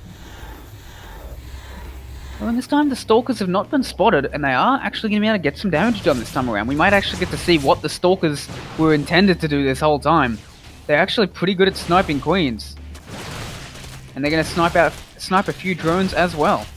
So we're seeing some real damage actually done by this build for the first time in this whole tournament. 5 drones down. Yeah, but he doesn't spot the Spire because it's deep in the natural. Alright, so a Queen nearly went down. And 5 drones were killed. Not bad. Let's see if Kingslayer can sniff this Spire out. Well, there's no observer across the map. Oh wait, no, there's actually one at the dirt, but there's no hallucinated scouting, so yeah. I don't think he's gonna scout this anytime soon here. Yeah, but at this point I think his spider senses have got to be tingling, right? I mean, Hino does not have that much. He does not have a ton of stuff. He's making 5 gates, making Templar Archives. He doesn't know for sure yet. But I think he should be suspecting there is something happening. Even if he doesn't know precisely what. This is not as many units as Hino normally has. Well, the good thing for him is... He doesn't see the Spire. Yeah, the good thing for Kingslayer is that it's only 8 mutas, so it's not terribly committed in terms of the muta count. Yep, he also will have those Archons timed out very well, just like before, and he isn't making Storm, which is actually good against these Mutalisks early on, because it's better to have an extra Archon than to have Storm on the way, because otherwise Mutas are probably going to snipe all your High Templar if you don't have anti-air to defend yourself. And yeah, he suspects it. He's making the Photon Cannon as natural, he's making Archons, and he's got the Warp Prism with the Stalkers. Oh, but he needs to unload that. Just unloads it in time, but does lose the Prism in the end. So there's 3 Archons at the third, but none at the main. And that is a lot of probes going down all of a sudden. 10 probes already down. Stalkers are in position, but there's a lot of Mutalisks to fight this. He needs to fight at his cannons. If these Mutalisks do head to the third base, Kingslayer will make him pay. But a lot of Stalkers are being sniped down one by one. He's starting to take out the pylons, and Kingslayer I think he's going to go for an attack. But oh, that's a bad idea because Hino is moving across the map as well. Oh no! No, Kingslayer's backing off. He sniffed this out somehow.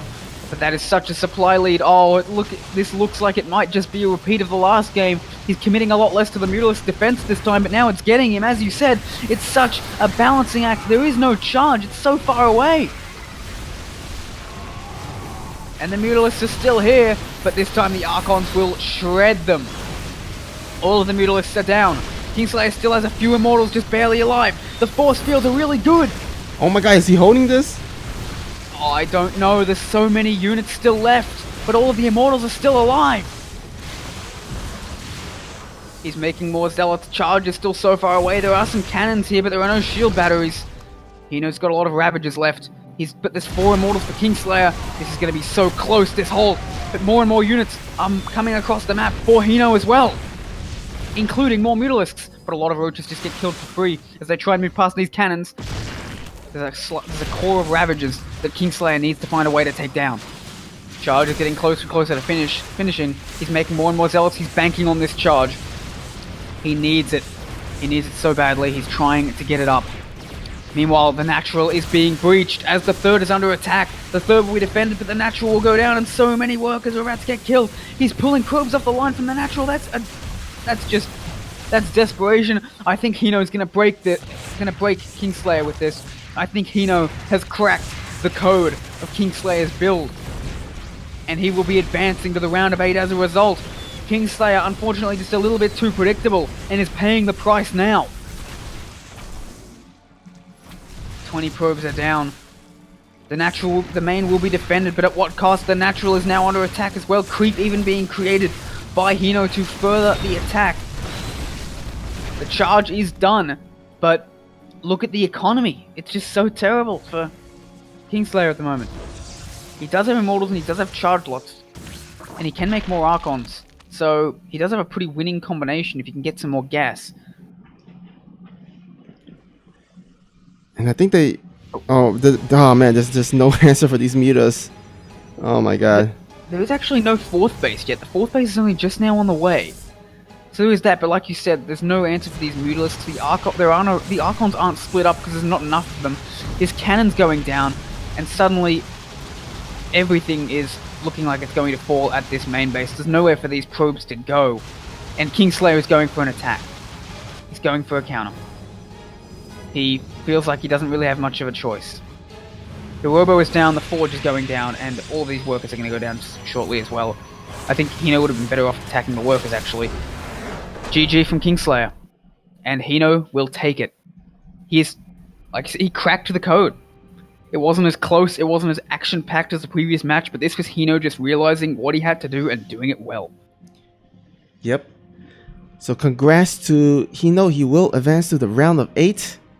But also, great job to Kingslayer. He definitely had an impressive showing today. Taking the likes. Absolutely. He nearly took a game off BioIce. He took out Uzi Cody. Mm-hmm.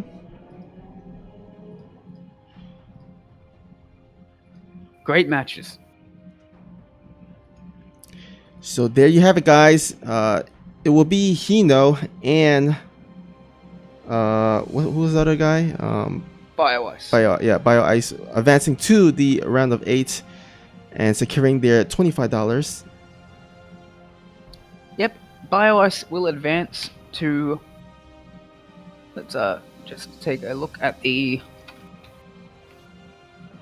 Wikipedia page real quick. Yeah, BioIce will advance in the same group as Art, while in the meantime Hino will advance to the same group as Burning. And let's just think we're putting all the first place players in one group. In the next 2 groups, it will be reversed. Art and BioIce will be joined by the second member of Group C and the second member of Group D, while Burning and Hino will be matched by the winner of Group C and the winner of Group D. So we'll get some pretty balanced groups in the future. But we still have 2 more groups to go before that happens, and they're going to be pretty good.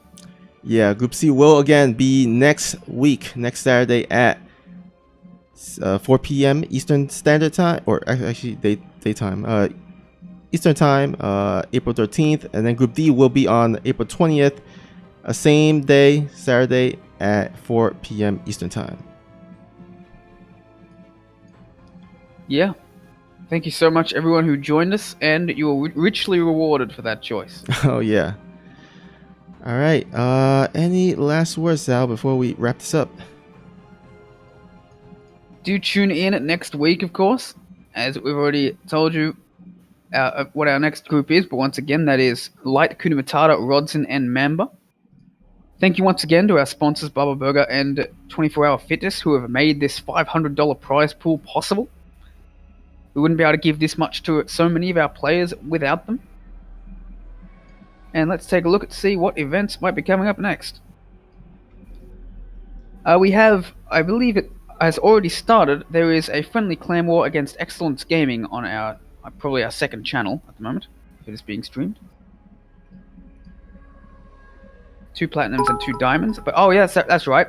Later, well, tomorrow morning for you Americans, and tomorrow afternoon for the Europeans, tonight for me, there is going to be an Elite Pro Series, Sue versus Innovation in a best of 9. Oh yeah. The prize pool is currently at $274.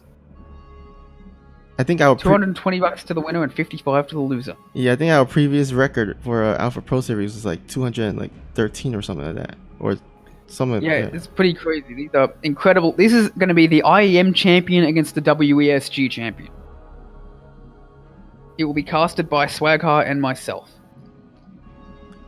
It will be at 7 AM Eastern Time, 1 PM CEST, and 9 PM AET, Australian time. So do tune in. We look forward to seeing you there. Yep, I look very forward to seeing that Alpha Pro Series. Anyhow, that pretty much does it. This is, again, the Alpha X Champions Cup. And I hope you guys enjoy the game and also the rest of your night. This is your friendly neighborhood casting duel, signing out. Nuclear missile ready.